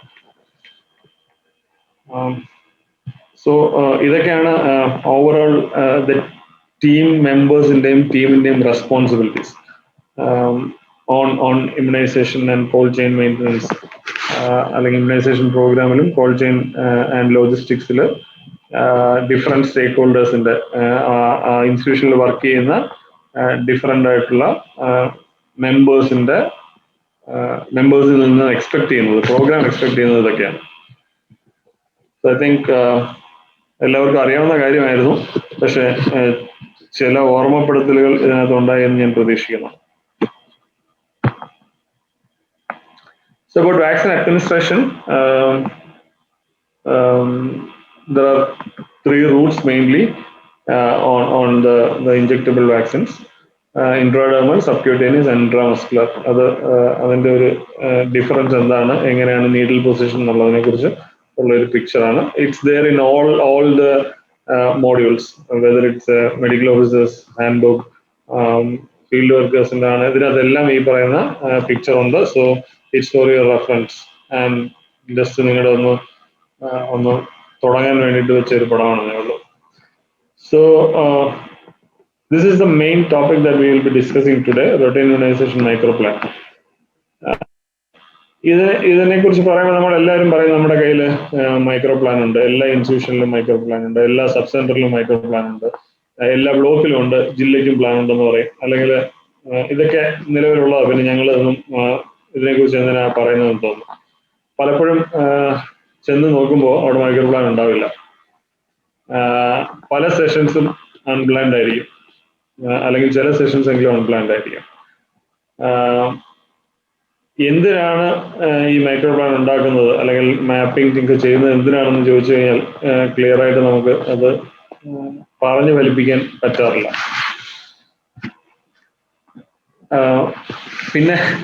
പിന്നെ മൈക്രോ പ്ലാനൊക്കെ കാണും, നമ്മൾ എഴുതി വരച്ചുണ്ടാക്കിയ കുറെ നമ്മുടേതായ ഫോംസിലും ഫോർമാറ്റ്സിലും ഒക്കെ ആയിട്ട് കുറെ കാര്യങ്ങൾ കാണും. There are specific forms. There are around 18 different forms which are used for micro planning at different levels. അപ്പൊ ഇത്രയും ഇതൊക്കെ എന്തിനാണ്? സബ് സെന്ററിന് വേണ്ടിയിട്ട് ഒരു ആവശ്യത്തിനുള്ള ഒരു ഫോം വേറെയാണ്. Like vaccine demand for immunisation session sub സെന്ററിൽ നിന്ന് കൊടുക്കുന്നത് വേറെയാണ്, PHC നിന്ന് കൊടുക്കുന്നത് വേറെയാണ്, ബ്ലോക്കിൽ നിന്ന് ഡിസ്ട്രിക്റ്റിലേക്ക് ഡിമാൻഡ് ചെയ്യുന്നത് വേറെയാണ്. അപ്പൊ ഇത്തരത്തില് ഡിഫറെന്റ് ഫോംസും ഫോർമാറ്റ്സും ഉണ്ടാക്കി വെച്ചേക്കുന്നത് ആ പ്രോഗ്രാം വളരെ കൃത്യമായിട്ട് നടത്തുന്നതിന് വേണ്ടിയിട്ടാണ്. അപ്പൊ മൈക്രോ പ്ലാൻ ഉണ്ടെന്ന് പറയുമ്പോഴും ഈ പറയുന്ന പല ഫോംസും ഫോർമാറ്റ്സും ഉപയോഗിക്കുന്നതായിട്ട് നമ്മൾ കാണാറില്ല. ഇനി പ്ലാൻ ഉണ്ടോ എന്ന് ചോദിച്ചു കഴിഞ്ഞാൽ പാവം JPHC ഒരു പ്ലാനൊക്കെ ഉണ്ടാക്കി വെച്ചിട്ടുണ്ടായിരിക്കും. അത് JPHC ആരെയും കാണിച്ചിട്ടുണ്ടാവില്ല, വേറെ ആരോട്ട് നോക്കിയിട്ടുണ്ടാവില്ല. ഇനി അഥവാ നോക്കിയിട്ടുണ്ടെങ്കിൽ തന്നെ അതിനെക്കുറിച്ച് ഒരു ചർച്ചയോ ഒരു റിവ്യൂ ഒന്നും നടന്നിട്ടുണ്ടാവില്ല. എങ്ങനെയാണ് ബെനിഫിഷ്യറീസിന്റെ എണ്ണം എസ്റ്റിമേറ്റ് ചെയ്തതെന്ന് ചോദിച്ചു കഴിഞ്ഞാൽ പലരും പല രീതിയിൽ പറയും. ബാക്കി ഇപ്പം വാക്സിൻ മാത്രമല്ല, മറ്റുള്ള ലോജിസ്റ്റിക്സ് എങ്ങനെ കാൽക്കുലേറ്റ് ചെയ്തു, അതും എങ്ങനെ കാൽക്കുലേറ്റ് ചെയ്തെന്ന് വെച്ച് കഴിഞ്ഞാൽ ആ കാൽക്കുലേഷൻ്റെ ഒന്നും ബേസിക്സ് ഒന്നുമില്ല. But there are some calculations. Of course it's there in the PHC as a plan, but അതനുസരിച്ചൊന്നുമല്ല കാര്യങ്ങൾ നടക്കുക. ഇപ്പം സാധാരണ നമ്മളെപ്പോഴും കാണുന്നതാണ് SOPs. ഇപ്പോൾ നിങ്ങൾ ഫാമിലി ഹെൽത്ത് സെന്റേഴ്സിലാണ് നിങ്ങളൊക്കെ എൻക്വയറീസിന് പോകാൻ പോകുന്നവരാണ്. നിങ്ങളുടെ എല്ലാ ആശുപത്രിയിലും എല്ലാ സാധനങ്ങൾക്കും SOPs കാണും. ഏതെങ്കിലും ഒരു കാര്യം SOPയിലുള്ളത് അല്ലെങ്കിൽ SOPയിലുള്ളതുപോലെയാണോ നിങ്ങളുടെ ഇൻസ്റ്റിറ്റ്യൂഷനിൽ നടക്കുന്നതെന്ന് നിങ്ങൾ തന്നെ റിവ്യൂ ചെയ്യുക. ഏതെങ്കിലും ഒരു പ്രോസസ്സ്, ഒരാൾ അവിടേക്ക് വന്നു, OP ചീട്ട് എടുത്തു, ഡോക്ടറെ കാണുന്നു, മരുന്ന് വാങ്ങിച്ച് പോകുന്നു, അല്ലെങ്കിൽ അയാൾക്ക് ഒരു ഇൻവെസ്റ്റിഗേഷൻ ഉണ്ടായിരുന്നു, ഇങ്ങനെയാണ്. നിങ്ങളൊരു ഫ്ലോ അല്ലെങ്കിൽ ഒരു SOP അവിടെ വെച്ചിട്ടുണ്ട്. അതാണോ ശരിക്കും അവിടെ നടക്കുന്നത് എല്ലാ ദിവസവും? നിങ്ങൾ നോക്കിയാൽ മതി. It's the same thing is happening for the microplan for protein immunization also. It's there, but it's not used. Vaccine distribution മിക്കവാറും നടക്കുന്നത് ലാസ്റ്റ് മിനിറ്റ് എസ്റ്റിമേഷൻസിനെ ബേസ്ഡ് ആയിരിക്കും. അല്ലാതെ ഈ ഒരു മൈക്രോ പ്ലാനിൽ പറയുന്ന പോലെ ആകുന്നതായിട്ട് കാണാറില്ല. Available but not updated with the information of HRSX. മിക്കവാറും ഒരു മൈക്രോ പ്ലാൻ സബ് സെന്റർ ലെവലിലെ മൈക്രോ പ്ലാനുമായിട്ട് ഫീൽഡിലേക്ക് ഇറങ്ങി ചെന്ന് കഴിഞ്ഞാൽ ഫീൽഡിലെ റിയാലിറ്റിയും ഈ മൈക്രോ പ്ലാനിലുള്ളതും രണ്ടായിരിക്കും. പല ഫാമിലീസും അല്ലെങ്കിൽ പല ബെനിഫിഷ്യറി അതിനകത്ത് കാണില്ല. ആ ബെനിഫിഷ്യറിയെ അവിടെ ഇൻക്ലൂഡ് ചെയ്തിട്ടുണ്ടാവില്ല, അല്ലെങ്കിൽ ഇൻക്ലൂഡ് ചെയ്തിരിക്കുന്ന പല ബെനിഫിഷ്യറീസും ഫീൽഡിൽ കാണില്ല. Vacant sub centres, one micro plan പലപ്പോഴും നമ്മുടെ സാധാരണഗതിയിൽ നടക്കുന്ന സാധനം, ഒരു മൈക്രോ പ്ലാൻ അവിടെ കാണും, പക്ഷെ നമ്മൾ ചെന്ന് കഴിഞ്ഞ് കഴിഞ്ഞാൽ ചിലപ്പോൾ ഒരെണ്ണം പ്രിന്റ് ഔട്ട് എടുത്ത് തരികയും ചെയ്യും. ലാസ്റ്റ് സെഷന്റെ ആക്ടിവിറ്റി നോക്കിക്കഴിഞ്ഞാൽ ഇതുമായിട്ട് ഒരു ബന്ധവും കാണത്തില്ല. അപ്പൊ ഇതൊക്കെ വളരെ കോമൺ ആയിട്ട് നടക്കുന്ന കുറെ ഇഷ്യൂസ് ആണ്, ഫീൽഡ് ലെവലിലെ റിയാലിറ്റീസ് ആണ്. അപ്പൊ ഇത് പരിഹരിക്കുന്നതിന് വേണ്ടിയിട്ടാണ് മൈക്രോ പ്ലാൻ ചെയ്യേണ്ടതിന്റെ ഒരാവശ്യം പറയാമെന്ന് വിചാരിച്ചത്. So every year there should be a new plan prepared. It should be a new plan, not the copy of the previous year. Every year there should be a new plan prepared for the routine immunization. Half yearly house to house survey നടത്തി head count ചെയ്യണം, half yearly ചെയ്യണം. Quarterly there should be a RI micro plan review, and monthly there should be a session due list review at sub center level, and weekly a session due list update after every session. ഇത്രയും കാര്യങ്ങളാണ് ഒരു ഫ്രീക്വൻസിയെ സംബന്ധിച്ചിടത്തോളം RIയുടെ micro പ്ലാനിങ്ങിൽ നടക്കേണ്ട കാര്യങ്ങൾ. And ഇത് വെച്ച് തന്നെ നിങ്ങളത് നോക്കിയാൽ മതി, ഇതിനകത്ത് എന്തൊക്കെ കാര്യങ്ങളാണ് ഇപ്പോൾ നടക്കുന്നത് എന്നുള്ള കാര്യങ്ങൾ നിങ്ങളത് നോക്കിയാൽ മതി. അപ്പോൾ നിങ്ങൾക്ക് ഈ ഒരു സെഷന്റെ അല്ലെങ്കിൽ ഈ ഒരു ആസ്പെക്ടിന്റെ ഇമ്പോർട്ടൻസ് നിങ്ങൾക്ക് മനസ്സിലാവും. So RI micro planning sub-center level, there are some few things that you should understand and you should do, and at the very same time PHC level also there should be a few other things. ഒരു sub സെന്ററിന്റെ ഏരിയയിൽ എന്തൊക്കെ കാര്യങ്ങളാണ് ഉള്ളത്, like how many wards, villages എന്നുള്ള concept നമുക്കില്ല. അപ്പൊ എത്ര വാർഡുകളുണ്ട്, എത്ര സെറ്റിൽമെന്റ്സ് ഉണ്ട്, ലൈക്ക് മേ ബി ചിലയിടത്ത് ഹാംലെറ്റ്സ് ആയിരിക്കും, ചിലയിടത്ത് സെറ്റിൽമെന്റ്സ് ആയിരിക്കും, ചിലയിടത്ത് കോളനീസ് ആയിരിക്കും, അങ്ങനെയുള്ള കാര്യങ്ങളുണ്ടോ, അങ്ങനെയുള്ള കാര്യങ്ങളെ കുറിച്ച് ഉള്ളൊരു in nutshell, there should be it should be available on broad letters. Then there should be some demarcation map, ഓരോരുത്തരുടെ ഏരിയ ഡിഫൈൻ ചെയ്യുന്ന രീതിയിൽ നമുക്ക് കാണാൻ പറ്റണം. And there should not be any ambiguity on the boundaries. ഈ area എന്റേതല്ല, ഈ area അവരുടെതാണ്, അല്ലെങ്കിൽ ഇത് പണ്ട് എന്റേതായിരുന്നു ഇപ്പൊ എന്റേതല്ല, ഇങ്ങനെ പറയാൻ പറ്റില്ല. ഹോൾ ഏരിയ ഡിവൈഡ് ചെയ്ത് നമുക്ക് ആ ഏരിയ ഡിഫൈൻ ചെയ്യാൻ സാധിക്കണം. ഇപ്പം 5 സബ് സെന്റേഴ്സ് ഉണ്ടെങ്കിൽ 5 സബ് സെന്ററിന്റെയും കൂടെ ഏരിയ എടുത്തു കഴിഞ്ഞു കഴിഞ്ഞാൽ മൊത്തം PHCയുടെ ഏരിയ കിട്ടണം. അല്ലാതെ ഒരു എക്സ് ഏരിയ മാറി കിടക്കരുത്. ഇത് ആരുടെയാന്ന് ചോദിച്ചു കഴിഞ്ഞാൽ ഈ 5 സബ് സെന്ററിന്റെ അല്ല, പിന്നെ ആരുടെയാ അറിയത്തില്ല. അങ്ങനെ വരരുത്. So there should be no ambiguity on the boundaries. There should be clear boundaries. There should not be any overlapping. അങ്ങനെയുള്ള കാര്യങ്ങൾ ശ്രദ്ധിക്കണം. Then you should have an estimate of the beneficiaries. Vaccine and logistics in the requirement അതിനകത്ത് നമ്മൾ കാണണം. Work plan and mobilization plan should be a part of it. അപ്പോൾ ഇത്രയും കാര്യങ്ങൾ ചേർന്നാൽ മാത്രമേ ഒരു സബ് സെന്ററിന്റെ മൈക്രോ പ്ലാൻ ആകത്തുള്ളൂ. So ഈ micro plan when that comes to a PHC area, it will be of different sub centers. അതിനെ combine ചെയ്ത് ഉള്ളതായിരിക്കണം സബ് സെന്ററിന്റെ പ്ലാൻ. അവിടെ വരുമ്പോൾ there should be a supervision plan. There should be a cold chain contingency plan in addition. Immunization, the waste disposal will be coming under the PHC plan, not the sub-center level. Then നമ്മൾ waste disposal എപ്പോഴും പറയുന്നത് waste is disposed, segregated at, not disposed, segregated at the sub-center level, but it will be disposed at the PHC level. Then immunization, then you should have a plan on your IEC and social mobilization. IEC and social mobilization can very well be included in your sub-center plan also, especially for your rough and difficult areas, like vaccine resistance area. If you have a different and separate good plan that you can include in your micro plan for the sub-center also. So these are the 5 steps of micro plan preparation.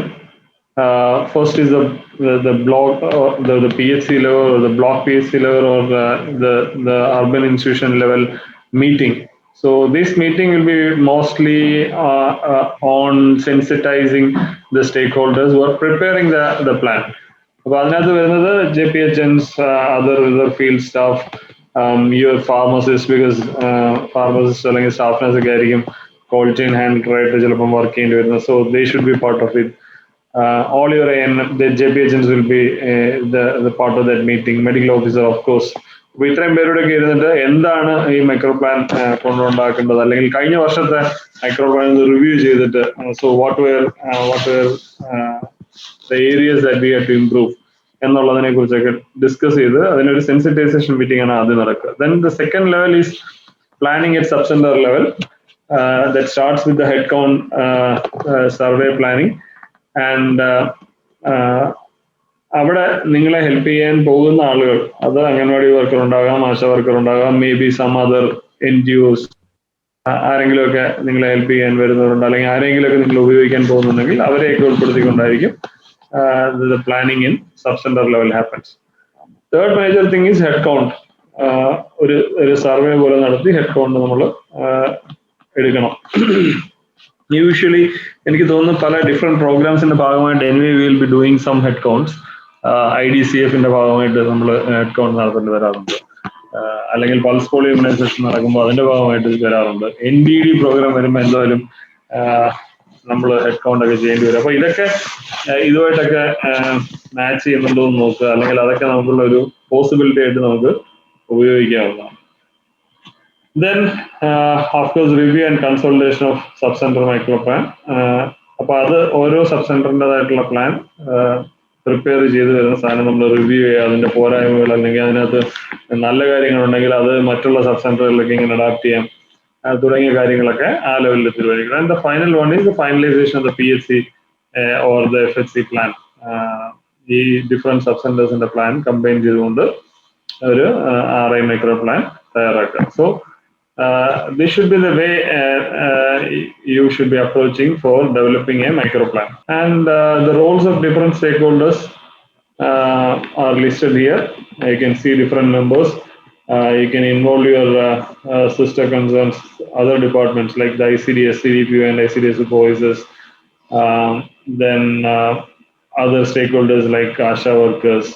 അവരെയൊക്കെ ഓരോ കാര്യങ്ങൾ നമുക്ക് ഏൽപ്പിക്കാൻ പറ്റും. At the end, you are going to have something like this for your sub-center or maybe PHC, different habitations നമുക്ക് മാപ്പ് ചെയ്യാൻ. So ഇതൊരു നന്നായിട്ട് എത്രയും നന്നായിട്ട് ചെയ്യാൻ പറ്റുമോ അത്രയും നന്നായിട്ട് you can develop it and you can draw something. You can take the sketch from your panchayat. അപ്പോൾ അതൊക്കെ ചെയ്തിട്ട് നല്ല രീതിയിലൊരു പ്ലാൻ നമുക്ക് ചെയ്യാൻ പറ്റും. So now we are moving to the vaccine management aspect. Vaccine management എന്ന് പറഞ്ഞു കഴിഞ്ഞാൽ ഒരു ഡേയിലെ വാക്സിനേഷൻ മാനേജ് ചെയ്യുന്നതല്ല. Entire planning, your intending, how you store the vaccine, how different aspects of immunization is supervised. ഈ പറയുന്ന എല്ലാ കാര്യങ്ങളൂടെ വരുന്ന ഒരു ആസ്പെക്ടിനെയാണ് വാക്സിൻ മാനേജ്മെന്റ് എന്ന് പറയുക.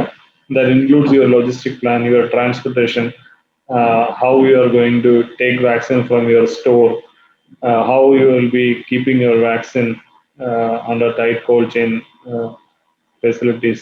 ഈ പറയുന്ന കാര്യങ്ങളൊക്കെ വരുന്ന ഒരു ആസ്പെക്ട് ആണ്.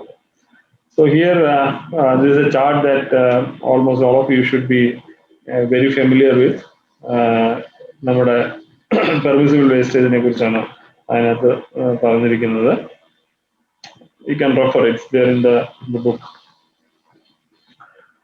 So vaccine logistics, എങ്ങനെയാണ് വാക്സിൻ നമ്മുടെ അടുത്തേക്ക് എത്തുന്നതെന്നാണ്. So this tells you the story how a vaccine comes to you or reaches a beneficiary. അപ്പോൾ മാനുഫാക്ചറർ അടുത്തുനിന്ന് it is transported, usually it is air transported, cold chain maintain ചെയ്തുകൊണ്ടാണ് transport ചെയ്യുന്നത്. And the unfortunate story about this we heard in the last couple of months. എത്ര vaccine ആണ് ലോകത്ത് ഈ transport എന്ന് പറയുന്ന ഒരു ആസ്പെക്റ്റിൽ നമുക്ക് കഴിഞ്ഞ വർഷം തന്നെ നഷ്ടപ്പെട്ടത് എന്നുള്ളത് വലിയൊരു ഹ്യൂജ് ക്വാണ്ടിറ്റിയാണ്. നമ്മൾ ഉപയോഗിച്ച വാക്സിൻ്റെ ഏകദേശം അത്രയും ക്വാണ്ടിറ്റിയുള്ള വാക്സിൻ നമുക്ക് ഈ ട്രാൻസ്പോർട്ടേഷനിൽ നഷ്ടപ്പെടുന്നുണ്ട്. അതുകൊണ്ട് തന്നെയാണ് ഇപ്പോൾ എല്ലാവരും COVID-19 വാക്സിനെ കുറിച്ച് പറയുമ്പോൾ കോൾഡ് ചെയിൻ ആൻഡ് ട്രാൻസ്പോർട്ട് ഒരു വലിയ ചലഞ്ചായിട്ട് പറയുന്നത്. അതുകൊണ്ടാണ് മൈനസ് ഡിഗ്രിയിൽ കീപ്പ് ചെയ്യുന്ന വാക്സിൻസിനെ കുറിച്ച് എല്ലാവർക്കും അപ്രിഹെൻഷൻസ് ഉള്ളത്. So that comes to the primary stores. Then there are different stores in India that I will be discussing later. Then that will be coming to the state and in walk-in coolers. It will be kept in walk-in coolers. കുറച്ച് കാര്യങ്ങളൊക്കെ ചിലപ്പോൾ കണ്ടിട്ടുണ്ടായിരിക്കും walk-in coolers. They can walk in. അതാണ് അതിൻ്റെ പ്രത്യേകത. It's a big ILR sort of thing where you can walk in and take the vaccines out of. Then there are walk-in freezers. They are used to keep the -15 to -20 degrees temperature. Then refrigerator or insulated vans are there. അവിടെയാണ് നമ്മൾ പലപ്പോഴും ചെയ്യുന്നത് എത്രത്തോളം ശരിയാണെന്ന് അറിയാത്തത്. നമ്മൾ വണ്ടിയിൽ പോയി അല്ലെങ്കിൽ അവിടെ നിന്ന് സ്റ്റോറിൽ നിന്ന് വാക്സിൻ എടുക്കാൻ പോകുന്ന അല്ലെങ്കിൽ സ്റ്റോറിൽ നിന്ന് മരുന്നെടുക്കാൻ പോകുന്ന വണ്ടിക്കകത്ത് ആ വാക്സിനോട് ഇങ്ങ് എടുത്തുകൊണ്ട് പോരണേ എന്ന് പറഞ്ഞ് വരുമ്പോൾ നമ്മൾ കാണുന്ന ഒരു പ്രശ്നം അതാണ്. ഈ വാൻ മേ ബി വലിയ സ്റ്റോറുകളിൽ നിന്ന് സ്റ്റേറ്റിലേക്കോ അല്ലെങ്കിൽ സ്റ്റേറ്റ് സ്റ്റോറിലേക്ക് വരുന്നതാണ്. Here also you can see an insulated van. Now all the 14 districts have an insulated van. അതിനകത്ത് നമുക്ക് +2 to 8 ഡിഗ്രി സെന്റിഗ്രേഡിൽ നമുക്ക് വാക്സിൻ ടെമ്പറേച്ചർ കീപ്പ് ചെയ്യാൻ പറ്റുന്ന വെഹിക്കിൾ നമുക്ക് അവൈലബിൾ ആണ്. അപ്പോൾ പ്രൈമറി ഹെൽത്ത് സെന്റേഴ്സ് വരെയുള്ള വാക്സിൻ ഡെലിവറി ഈ പറയുന്ന സിസ്റ്റത്തിലായിരിക്കണം എന്നാണ് പ്രോട്ടോകോൾ പറയുന്നത്. നാഷണൽ ഗൈഡ് ലൈൻസ് പറയുന്നത് ഇത്തരത്തിലുള്ള വണ്ടികളിലായിരിക്കണം വാക്സിൻ ഡെലിവറി ടിൽ PHCs. അപ്പോൾ ഞാനിത് പറയുന്നത് ഒരു കോൺട്രവേഴ്സ്യൽ ആയിട്ടുള്ള അല്ലെങ്കിൽ ഒരു കോൺഫ്ലിക്റ്റിംഗ് ഡിസ്കഷൻസ് ഉണ്ടാക്കാൻ ചാൻസ് ഉള്ള സാധനമാണെന്ന് അറിഞ്ഞുകൊണ്ട് തന്നെയാണ് I M provoking for it. Because I know many of the districts are still not using the van for block PHCയിൽ കൊണ്ടെത്തിക്കുക അല്ലെങ്കിൽ CHCയിൽ എത്തിക്കുക, പിന്നെ അവിടെ നിന്ന് ആരെങ്കിലും പോയി എടുക്കുക, ഇതൊക്കെയാണ് പലപ്പോഴും നടന്നുകൊണ്ടിരിക്കുന്നത്. It's not fair, it's unfair. അങ്ങനെ ചെയ്യാൻ പാടില്ല. അതിനാണ് ഈ വണ്ടി കൊടുത്തിരിക്കുന്നത്. ആ വണ്ടി ഓടാനുള്ള BOL മറ്റുള്ള സാധനങ്ങൾ NHM നിന്നും നാഷണൽ ഹെൽത്ത് മിഷന്റെ ഫണ്ടിങ്ങിലുള്ളതാണ്. So they will have to take the fund from there. ആ വണ്ടിയുടെ എല്ലാ കാര്യങ്ങളും, വണ്ടിയുടെ ടയർ കഴിഞ്ഞാൽ ടയർ മാറുന്നതും അതിന്റെ പെട്രോൾ അടിക്കുന്നത് അല്ലെങ്കിൽ ഡീസൽ അടിക്കുന്നതൊക്കെ അതിനകത്ത് ചെയ്യേണ്ട കാര്യമാണ്. So it should B delivered till PHCs. Then there will be big stores in every state. നമ്മുടെ സ്റ്റേറ്റിലാണെന്നുണ്ടെങ്കിൽ നിങ്ങൾക്കറിയാം 3 സ്റ്റേറ്റ് സ്റ്റോർ ആണുള്ളത്. നമ്മളതിനെ സ്റ്റേറ്റ് സ്റ്റോറെന്നും റീജിയണൽ സ്റ്റോറെന്നും നമ്മൾ മാറി ഇടയ്ക്ക് നമ്മുടെ സൗകര്യത്തിനനുസരിച്ച് വിളിക്കാറുണ്ട്. 1 തിരുവനന്തപുരം, 2 എറണാകുളം, 3 കോഴിക്കോട്. 3 സ്ഥലത്താണുള്ളത്. എറണാകുളത്തെ വാക്സിൻ സ്റ്റോർ പുതിയ ബിൽഡിംഗ് പണി നടക്കുകയാണ്. നാഷണൽ ഹെൽത്ത് മിഷന്റെ കഴിഞ്ഞ വർഷത്തെ ഫണ്ടിങ്ങിൽ ഈ ഒരു ആസ്പെക്ട് ടേക്കപ്പ് ചെയ്തിട്ടുണ്ട്. New building coming up four the regional store in Cochin. The third one is in Calicut. Calicut's store renovation നടക്കുകയാണെന്നാണ് എൻ്റെ അറിവ്. There are walk-in coolers and walk-in freezers. Unfortunately, some of them are not working. അതും കൊണ്ടുവന്ന് വെച്ചതിന് ശേഷം വളരെ നാൾ ഉപയോഗിച്ചില്ല എന്നുള്ള കാര്യം വളരെ ലേറ്റ് ആയിട്ടാണ് സ്റ്റേറ്റ് ലെവലിലൊക്കെ അറിയുന്നത്. And action has been taken on that to rectify. PSC എത്തിക്കഴിഞ്ഞാൽ വാക്സിൻ കാരിയറിലാണ് താഴേക്ക് വാക്സിൻ പോവുക, സെഷൻ സൈറ്റിലേക്ക് പോവുക. സെഷൻ സൈറ്റിൽ maybe around sub-center or sub-center there are vaccination sites and the vaccines will be delivered to the beneficiaries. So ഇന്ത്യയിലെ വാക്സിൻ്റെ flow എന്ന് പറഞ്ഞു കഴിഞ്ഞാൽ നമുക്ക് GMSTs ഉണ്ട്. അവിടേക്ക് വന്നു കഴിഞ്ഞാൽ അവിടുന്ന് സ്റ്റേറ്റിലേക്ക് വരും, സ്റ്റേറ്റിൽ നിന്ന് ഡിസ്ട്രിക്ട് വാക്സിൻ സ്റ്റോർ. ഇതിന് മുമ്പൊരു ചക്രമുണ്ട്. നിങ്ങളുടെ കയ്യിൽ നിന്ന് കിട്ടുന്ന demand district RCH officers, district immunisation officer എന്നുള്ള കപ്പാസിറ്റിയിൽ അവർ കൺസോൾട്ടേറ്റ് ചെയ്യും. ആ കൺസോൾട്ടേറ്റ് ചെയ്യുന്നത് സ്റ്റേറ്റിലേക്ക് കൊടുക്കും. സ്റ്റേറ്റിലെ അഡീഷണൽ ഡയറക്ടർ ഫാമിലി വെൽഫെയർ തന്നെയാണ് സ്റ്റേറ്റ് EP ഓഫീസർ. അപ്പം സ്റ്റേറ്റ് ഇമ്മ്യൂണൈസേഷൻ ഓഫീസർ എന്നുള്ള കപ്പാസിറ്റിയിൽ additional director family welfare national ലെവലിലേക്ക് ഡിമാൻഡ് കൊടുക്കും. നാഷണൽ ലെവലിലേക്ക് ഡിമാൻഡ് മിനിസ്ട്രിക്ക് കൊടുത്തു കഴിഞ്ഞാൽ മിനിസ്ട്രി അത് പാസ്സാക്കി മാനുഫാക്ചർക്ക് കൊടുക്കും. Manufacture either directly to GMST അല്ലെങ്കിൽ സ്റ്റേറ്റ് വാക്സിൻ സ്റ്റോറിലേക്കാണ് സപ്ലൈ ചെയ്യുക. അപ്പോൾ സ്റ്റേറ്റ് വാക്സിൻ സ്റ്റോറിൽ നിന്ന് റീജിയണൽ സ്റ്റോറിലേക്കും ഡിസ്ട്രിക്ട് സ്റ്റോറിലേക്കും അവിടുന്ന് ബ്ലോക്കിലേക്കും PHCയിലേക്കും to the lowest units that will reach. Then major component of cold chain system is cold chain equipments. അപ്പോൾ അതിനകത്തുള്ള ഡിഫറെൻറ്റ് ഏരിയസ് ഡൊമൈൻസ് എന്ന് പറഞ്ഞു കഴിഞ്ഞാൽ ഒന്ന് സ്റ്റോറേജ് ആണ്, second is transportation, then there are some other associated equipments, then temperature monitoring devices. സ്റ്റോറേജിന് വേണ്ടിയിട്ട് ഉപയോഗിക്കുന്നത് again there are 3 types of equipments. Electrical, നമ്മൾ കോമൺ ആയിട്ടെല്ലാം ഉപയോഗിക്കുന്നത് കേരളത്തിൽ ഓൾമോസ്റ്റ് എല്ലാം ഇലക്ട്രിക്കലാണ്. There are solar equipments. Solar refrigerators are used in difficult rural areas where electricity is not available. One of the latest survey, that is NFHS 5, says 2.3 crore of Indian population is not having vaccines stored in appropriate facilities only because they don't have electricity connections. അപ്പോൾ ഏകദേശം 2.3 കോടി ആളുകൾക്ക് സോളാറാണ് പരിഹാരമായിട്ട് ഇപ്പോഴും നമ്മൾ കണ്ടിരിക്കുന്നത്. Especially north eastern States, bordering States of India, Arunachal Pradesh അങ്ങനെയുള്ള സ്ഥലങ്ങളിലൊക്കെ ഇപ്പോഴും സോളാറാണ് ഉപയോഗിക്കുന്നത്.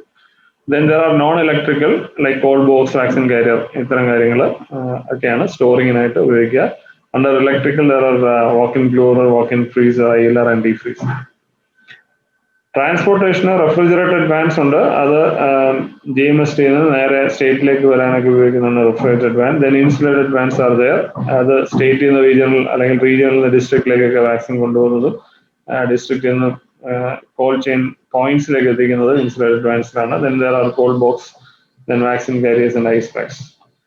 അസോസിയേറ്റഡ് എക്യുപ്മെന്റ്സിലെ മേജർ ഈസ് സ്റ്റെബിലൈസർ.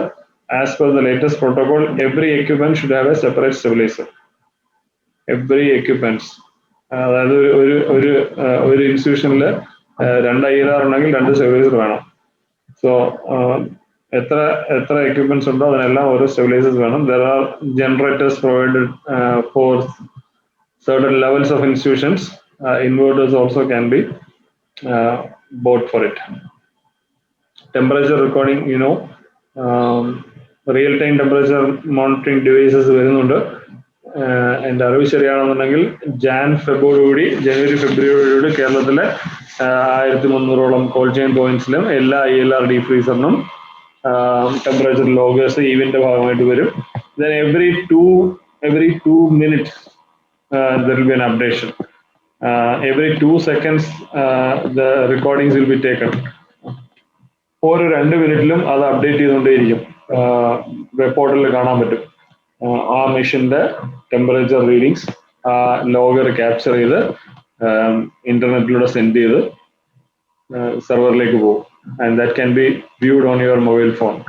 അപ്പൊ അങ്ങനെ ഒരു സൗകര്യം വരാൻ പോകണം. അപ്പൊ ഈ രാവിലെ വൈകുന്നേരത്തിന് ടെമ്പറേച്ചർ റെക്കോർഡ് ചെയ്ത് വെക്കുന്നതിന്റെ പ്രസക്തി നഷ്ടപ്പെടും.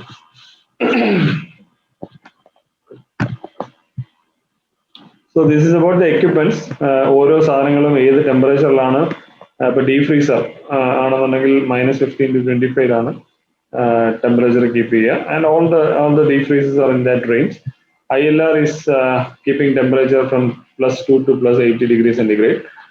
ഇത് ഓരോന്നിന്റെയും എന്തിനു വേണ്ടിയിട്ടാണ് അവരുടെ സ്റ്റോറേജ് കപ്പാസിറ്റി എന്തിനു വേണ്ടിയാണ് ഉപയോഗിക്കുന്നതാണ്. And hold over time is also scene. Hold over time എന്ന് പറഞ്ഞു കഴിഞ്ഞാൽ നമുക്ക് ഇന്റൻഡഡ് യൂസിലേക്ക് അതിന് പുറത്തേക്കുള്ള ടെമ്പറേച്ചറിലേക്ക് എടുക്കാവുന്ന സമയം, അതിനെയാണ് ഹോൾഡ് ഓവർ ടൈം എന്ന് പറയുന്നത്.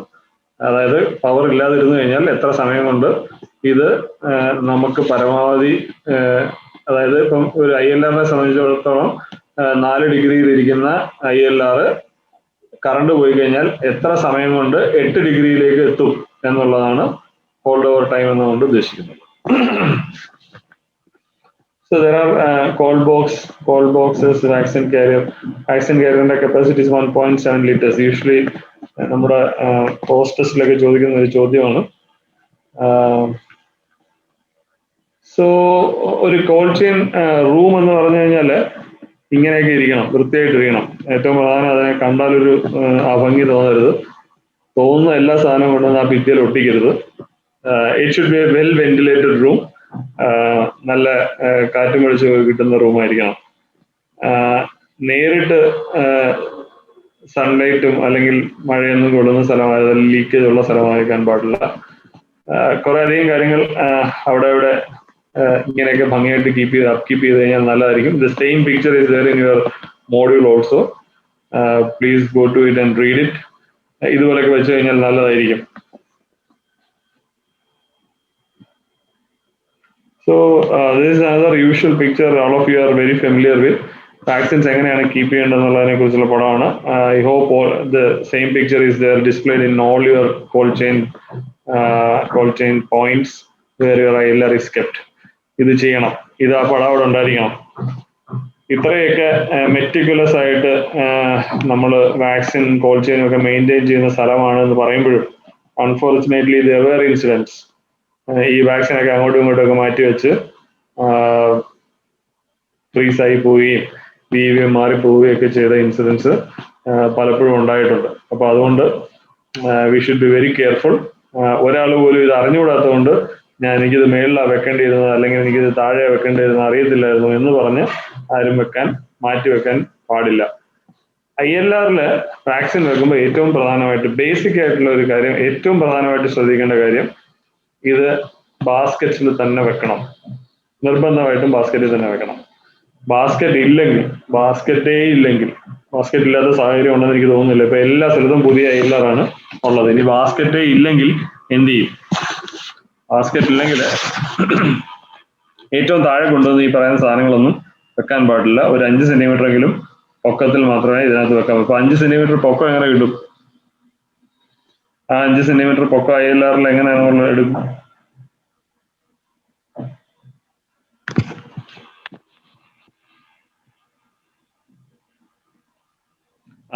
വെള്ളമൊന്നും ഇല്ലാത്ത ഐസ് പാക്കിന്റെ സ്ഥാനത്തിൽ വെള്ളമൊക്കെ കളഞ്ഞിട്ട് അതെടുത്ത് 2 ലെയറിൽ വെച്ച് കഴിഞ്ഞാൽ 5 സെന്റിമീറ്റർ പൊക്കം കിട്ടും. സൈഡിലൊക്കെ പാക്ക് വെക്കണം. ഇല്ലെങ്കിൽ നേരിട്ട് ഇതിനോട് ചേർന്നിരിക്കാൻ അനുവദിക്കാൻ പാടില്ല. So but you should be very particular that you keep vaccines only in baskets. അപ്പോൾ ബാസ്ക്കറ്റിൽ വെക്കുന്നതിനൊരു രീതിയുണ്ട്. അതെല്ലാവർക്കും അറിയാമെന്ന് വിചാരിക്കുന്നു. ഹീറ്റ് സെൻസിറ്റീവ് ആയിട്ടുള്ള വാക്സിൻസ് താഴെയും ഫ്രീസ് സെൻസിറ്റീവ് ആയിട്ടുള്ള വാക്സിൻസ് മേളിലുമാണ് വെക്കേണ്ടത്. അപ്പൊ നമുക്ക് ഇപ്പൊ നിലവിലുള്ളതിൽ മോസ്റ്റ് ഫ്രീസ് സെൻസിറ്റീവ് ആയിട്ടുള്ള വാക്സിൻ ഹെപ്പറ്റൈറ്റിസ് ബി ആണ്. ഏറ്റവും ഹീറ്റ് സെൻസിറ്റീവ് ആയിട്ടുള്ള വാക്സിൻ OPV BCG ഒക്കെയാണ്. അപ്പൊ അതുകൊണ്ട് അത് താഴെയും BCG, മീസിൽസ്, OPV ഇവരാണ് എന്ത് ഹീറ്റ് സെൻസിറ്റീവ് വാക്സിൻസ്. അപ്പോൾ അവരെ താഴേക്കും T സീരീസിലുള്ള വാക്സിൻസും ഹെപ്പറ്റൈറ്റിസ് ബിയും ഏറ്റവും മുകളിൽ. അതിനകത്ത് ഹെപ്പറ്റൈറ്റിസ് ബി ആയിരിക്കും ഏറ്റവും മുകളിൽ, because that is the most free sensitive. അപ്പം ഈ രീതിയിൽ വേണം വെക്കാനുള്ളത്. ഒരു കാരണവശാലും എക്സ്പയർ ചെയ്ത വാക്സിൻ, എക്സ്പയർഡ് ആയ വാക്സിൻസ് ഒരു കാരണവശാലും ILRനകത്ത് കീപ്പ് ചെയ്യാൻ പാടില്ല. Or with BVM beyond the end point in called chain. അപ്പോൾ അത് വളരെ പ്രത്യേകമായിട്ട് സൂക്ഷിക്കണം. പലപ്പോഴും കാണാറുണ്ട് ഇത് BVM ഒക്കെ പോയതാ, എന്നാലും ഞങ്ങൾ ILRലാണ് വെച്ചിരുന്നത്. അതെന്തിനാണ് അങ്ങനെ വെക്കുന്നതെന്ന് അറിയില്ല. So that's why it's in pink, it's clearly written. ഒരു കാരണവശാലും ഇതിനകത്ത് വെക്കാൻ പാടില്ല. So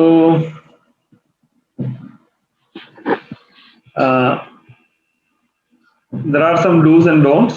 All vaccines should be kept in the basket that is provided, including the one which is returned from the RI site as part of the open vial policy. Then all the diluents should be kept in ILR that is in 2 to 8 degrees for 24 hours. The previous 24 hours it should be kept, that all the diluents are kept in ILR. Then vaccine ബോക്സിനിടയ്ക്ക് സ്ഥലം വിടണം. ഒരു thermometer ഈ ബാസ്ക്കറ്റിന്റെ കൂടെ എപ്പോഴും ഉണ്ടായിരുന്നത് നല്ലത്. Nowadays that's going to be irrelevant because we are going to take the reading using the inbuilt mechanism. അപ്പോൾ അതിന് വലിയ പ്രസക്തിയില്ല. എന്നാൽ പോലും this is one of the old readings and old learning. So അത് നമ്മൾ മറക്കണ്ട. Keep free sensitive vaccines at the top of the basket. Keep heat sensitive vaccines in the bottom of the basket. Expiry അനുസരിച്ച് first expiry വരുന്ന സാധനങ്ങൾ ആദ്യം പോകത്തക്ക രീതിയിൽ വെക്കണം.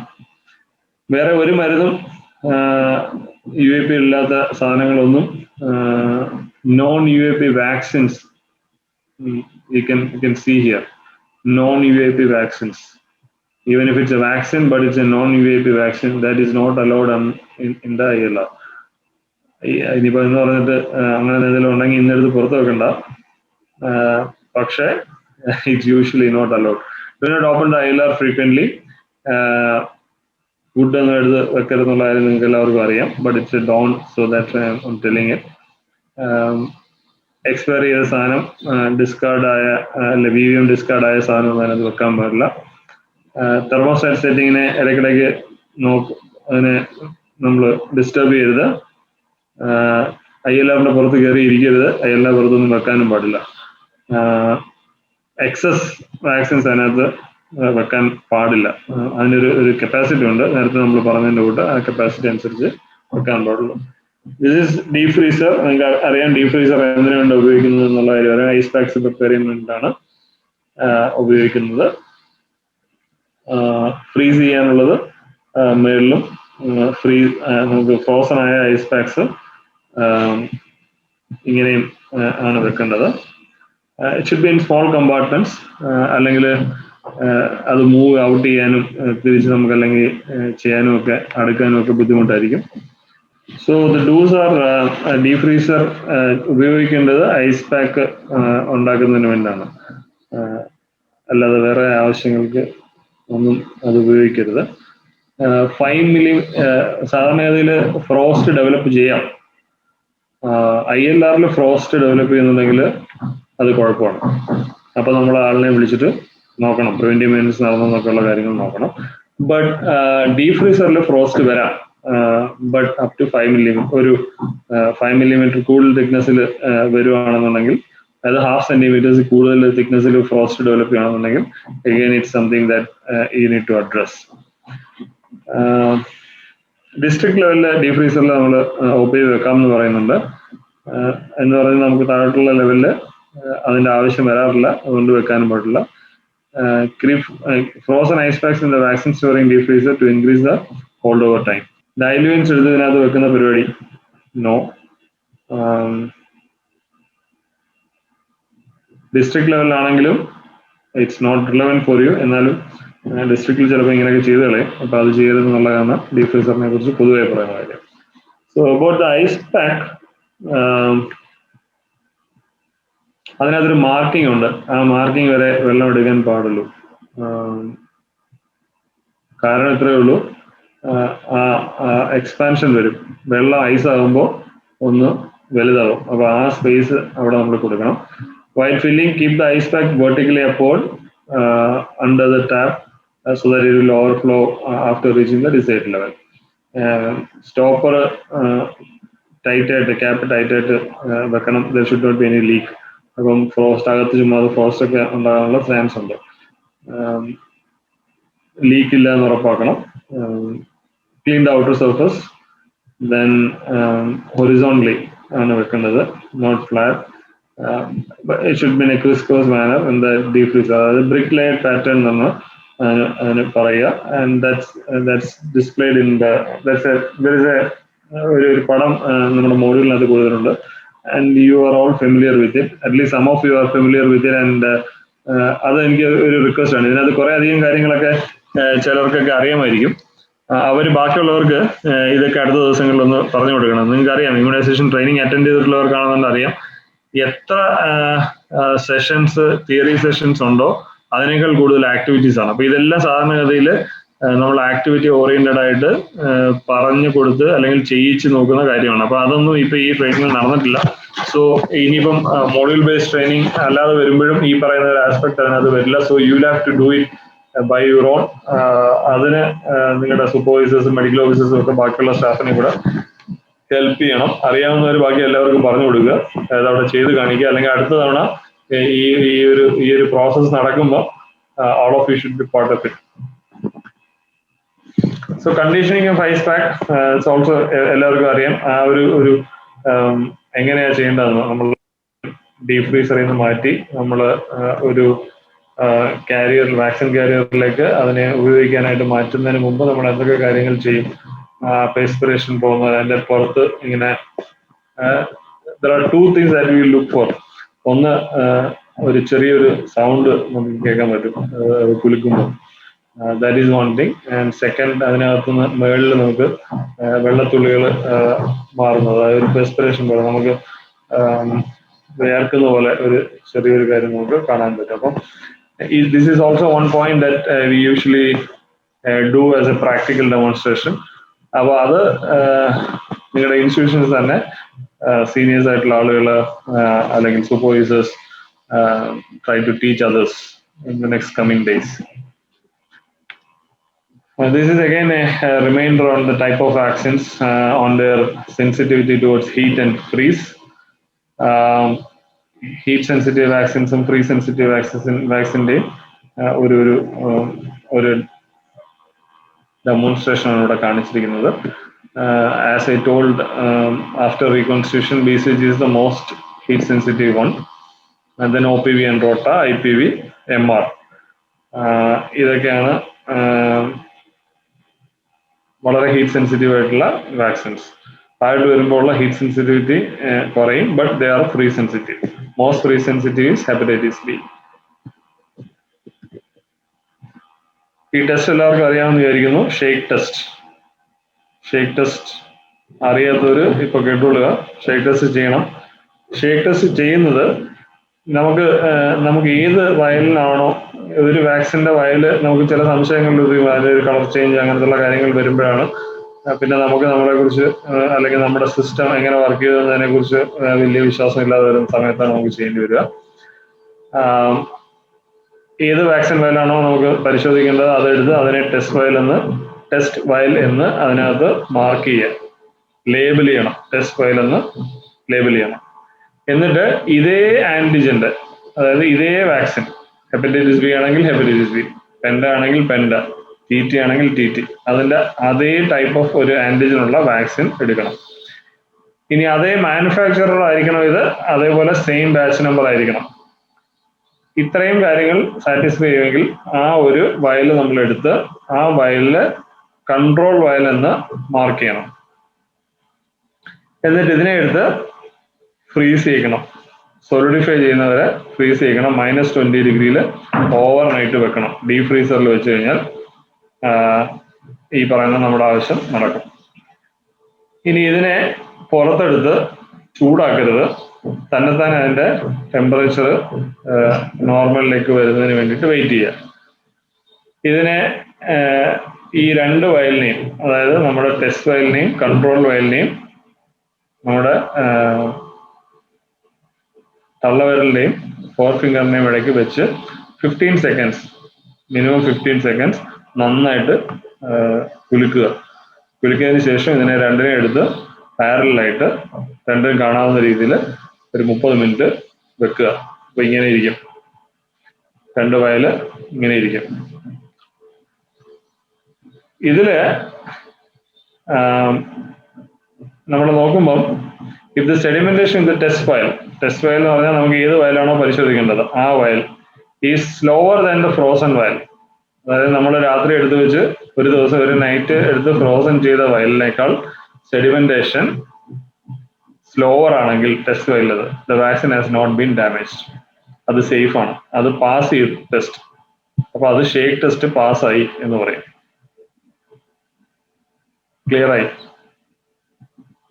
Overnight freeze ചെയ്യണം, -20 ഡിഗ്രിയിൽ എടുത്ത് പുറത്ത് വെക്കണം, നോർമൽ ടെമ്പറേച്ചർ ആയി. രണ്ടിനെയും കൂടെ കയ്യിലെടുത്ത് വെച്ച് രണ്ടിനെയും ഒരുമിച്ച് വെച്ച് 15 സെക്കൻഡ്സ് നന്നായിട്ട് വിഗറസ് ആയിട്ട് ഷേക്ക് ചെയ്യുക, റെസ്റ്റ് ചെയ്യാൻ വിടുക. 30 മിനിറ്റ്സ് കഴിഞ്ഞ് പാരലായിട്ട് വെച്ച് നോക്കുക. സെഡിമെന്റ് ചെയ്യുമ്പോൾ റേറ്റ് ഓഫ് സെഡിമെന്റേഷൻ ആണ് നമ്മൾ നോക്കുക. ടെസ്റ്റ് വയലിലത് if it is slower than the frozen vial, we say that the vial has passed shake test. ഇനി ഓക്കെ, എന്തിനാണ് മാർക്ക് ചെയ്യുന്നതെന്ന് വെച്ച് കഴിഞ്ഞാൽ ഈ ഡീഫ്രീസറിലൊക്കെ വെച്ചിരിക്കുമ്പോൾ അത് ആരും എടുത്ത് വേറെ ഉപയോഗിക്കുകയൊന്നും ചെയ്യാതിരിക്കാൻ വേണ്ട. Okay, so this is about VVM. പണ്ട് നമ്മൾ VVM 1, 2, 3 എന്നൊക്കെ പറഞ്ഞ് പലത് പറയാം. ഇപ്പൊ 2 VVM ഉള്ളൂ, നിങ്ങൾക്ക് എല്ലാവർക്കും അറിയായിരിക്കും. ഒന്ന് VVM ഉപയോഗിക്കാൻ പറ്റുന്നത്, VVM ഉപയോഗിക്കാൻ പറ്റുന്നത്. അപ്പൊ ഇങ്ങനെ ഈ രണ്ട് കാര്യങ്ങൾ കാണുവാണെന്നുണ്ടെങ്കിൽ we can use it, but the other condition it cannot be used. അതാണ് about VVM.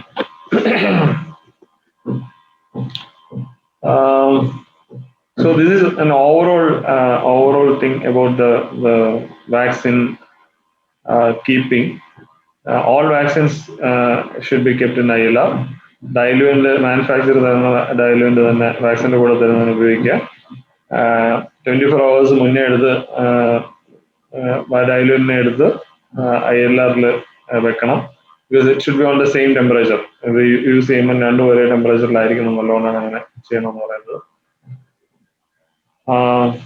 4 hours ഉപയോഗിച്ച് തീർക്കേണ്ട vaccines, reconstituted vaccines, BCG, measles or any measles containing vaccine, MCD, MMR ഈ പറയുന്ന സാധനങ്ങളെല്ലാം 4 hours ഉപയോഗിക്കണം. Discard all damaged vials for disinfection and disposal. Do not keep in the cold chain.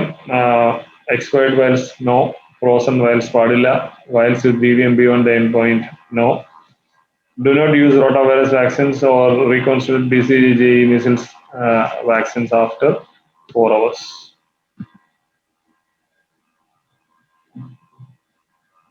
Okay, so these are the very, very normal things that you know. Session സൈറ്റിലേക്ക് പോകുമ്പോൾ vaccine എങ്ങനെ വെക്കേണ്ടതെന്നുള്ളതിൻ്റെ ഒരു demonstration ആണ്. The T series vaccine should not be kept on the ice pack. That's very important. അവരെയൊക്കെ എവിടെ വെക്കാം, ഇതിനടുത്ത് വെക്കുന്നത് ഏതാണ്, ദൂരെ വെക്കുന്നത് ഏതാണ് എന്നുള്ളതെല്ലാം ഈ പിക്ചറിൽ കാണിച്ചിട്ടുണ്ട്. So this again available in your module. So the vaccination and the vaccination program cannot be അത് നമുക്ക് എവിടെയും പറഞ്ഞു നിർത്താൻ പറ്റത്തില്ല if we are not talking about supervision. There are different supervisions to be done, different levels of supervision. One is at the PHC and CHC level. That should be done by the officers in charge of that particular domain. അപ്പൊ അത് എങ്ങനെയാണ് ഈ പറയുന്ന കാര്യങ്ങൾ നമ്മുടെ അത് രണ്ട് രീതിയിൽ ഉപയോഗിക്കാം. ഒന്ന് ഇൻസ്റ്റിറ്റ്യൂഷൻ ഇൻചാർജ് എന്നുള്ള രീതിയിൽ ഉള്ള സൂപ്പർവൈസേഴ്സിന് അത് നോക്കാം. ഈവൻ ഒരു സെൽഫ് റിപ്പോർട്ടിങ്ങിന് വേണ്ടിയിട്ട് വേണമെങ്കിൽ പോലും ഈ പറയുന്ന ഫോർമാറ്റ്സ് ഒക്കെ ഉപയോഗിക്കാം. ഞാൻ എൻകറേജ് ചെയ്യുന്നത് അതിനാണ്. നിങ്ങൾ അറ്റ്ലീസ്റ്റ് നിങ്ങളുടെ സ്വന്തം ഇൻസ്റ്റിറ്റ്യൂഷൻ നന്നായിട്ട് പോകുന്നുണ്ടോ എന്ന് ഉറപ്പ് വരുത്തുന്നതിന് വേണ്ടി, അല്ലെങ്കിൽ നിങ്ങളുടെ ഒരു ഉറപ്പിന് വേണ്ടിയിട്ട് മാസത്തിൽ ഒരു തവണയെങ്കിലും നിങ്ങൾ സ്വന്തമായിട്ട് അതിന് ആർക്ക് വേണമെങ്കിലും ചെയ്യാം. അത് മെഡിക്കൽ ഓഫീസർക്കും PHന്റെ മാത്രമൊന്നുമല്ല, അല്ലെങ്കിൽ പുറത്തുനിന്ന് വരുന്ന ബ്ലോക്ക് മെഡിക്കൽ ഓഫീസർക്കോ അല്ലെങ്കിൽ RCH ഓഫീസർക്കോ ഒന്നും മാത്രമല്ല, നിങ്ങൾക്കും ചെയ്യാം. നിങ്ങൾ തന്നെ ഒരാളെ ഡെസിഗ്നേറ്റ് ചെയ്യുക, ഈ മാസം this person will supervise all these activities. അങ്ങനെ ഒരാൾക്ക് ചുമതല കൊടുത്തിട്ട് ഈ പറയുന്ന ചെക്ക് ലിസ്റ്റ് ഉപയോഗിച്ച് നിങ്ങൾ ഒരു തുടർച്ചയായിട്ട് 2-3 മാസം നോക്കുക. Automatically you will see the improvement in the quality. ഈ പറയുന്ന കാര്യങ്ങളൊക്കെ അവിടെ നടക്കും. ഇനി ആദ്യത്തെ 1 മാസം നിങ്ങൾ ചെയ്യുമ്പോൾ നിങ്ങൾക്ക് തന്നെ മനസ്സിലാവും, നിങ്ങൾ ഇവിടെ നടന്നിരുന്നു എന്ന് വിശ്വസിക്കുന്ന പല കാര്യങ്ങളും അവിടെ നടക്കുന്നില്ല എന്ന് മനസ്സിലാവും. So this is something that this checklist can be used for supportive supervision to know how well you are performing. അത് നല്ലൊരു കാര്യമായിരിക്കും ക്വാളിറ്റി ഇംപ്രൂവ്മെന്റ് പാർട്ടിൽ that you can do. There is a checklist for field level visit to session site. അപ്പൊ ഈ check ലിസ്റ്റുകളുടെയൊക്കെ ഒരു പ്രത്യേകത, കാലം മാറിയതനുസരിച്ച് ഈ പേപ്പർ റിപ്പോർട്ടിംഗ് അല്ലാതെ there are some applications, mobile based applications, ആൻഡ്രോയിഡിലോ iOS-ലോ ഒക്കെ ഉള്ള ആപ്ലിക്കേഷൻസ് അവൈലബിൾ ആണ്. NCC VMRC അങ്ങനെ ഒരു നാഷണൽ ബോഡി ഉണ്ട്. അവരാണ് അത് ഡെവലപ്പ് ചെയ്തത്. മിനിസ്ട്രി ഓഫ് ഹെൽത്തിന് വേണ്ടിയിട്ട് സെൻട്രൽ ഗവൺമെന്റ് ഓർഗനൈസേഷൻ ആണ്. അപ്പൊ അവരാണ് വാക്സിൻ ക്വാളിറ്റി റിലേറ്റഡ് കാര്യങ്ങളൊക്കെ നോക്കുന്നത്. അപ്പൊ അവർ ഡെവലപ്പ് ചെയ്തിട്ടുണ്ടായിരുന്നു. And unfortunately Kerala is one among the very few states in the country. 39 states and union territoriesൽ 1-2-3 പേര് മാത്രമേ ഉള്ളൂ ഇത് ഇംപ്ലിമെന്റ് ചെയ്യാത്ത. അതിലൊന്ന് കേരളമാണ്. പലതവണ അതിനു വേണ്ടിയിട്ടുള്ള ശ്രമം നടന്നെങ്കിലും അത് നടന്നില്ല, പല റീസൺസ് കൊണ്ട്. ബട്ട് ദിസ് ടൈം നമ്മൾ വളരെ പ്രതീക്ഷയോടെ നടപ്പാക്കാൻ തീരുമാനിക്കുകയും നടപ്പാക്കാൻ എല്ലാ കാര്യങ്ങളും ചെയ്യുകയും ചെയ്തതാണ്. പക്ഷെ അപ്പോഴാണ് ഈ കോവിഡ് വന്നത്. But we are trying hard to push for it. അതതിന്റെ ഭാഗമായിട്ട് വരും. അപ്പൊ അതിന്റെ ഒരു അഡ്വാൻറ്റേജ് എന്ന് പറഞ്ഞു കഴിഞ്ഞാൽ നിങ്ങൾക്ക് തന്നെ നിങ്ങളുടെ റിപ്പോർട്ട് അനാലിസിസ് ഒക്കെ ചെയ്ത് പടങ്ങളും ബാർ ചാർട്ടും പൈ ചാർട്ടും ഒക്കെ ആയിട്ട് നിങ്ങൾക്ക് കാണാൻ പറ്റും. സോ അതാണ് ഈ ഒരു ചെക്ക് ലിസ്റ്റിന്റെ ഉപയോഗം. I think that's all.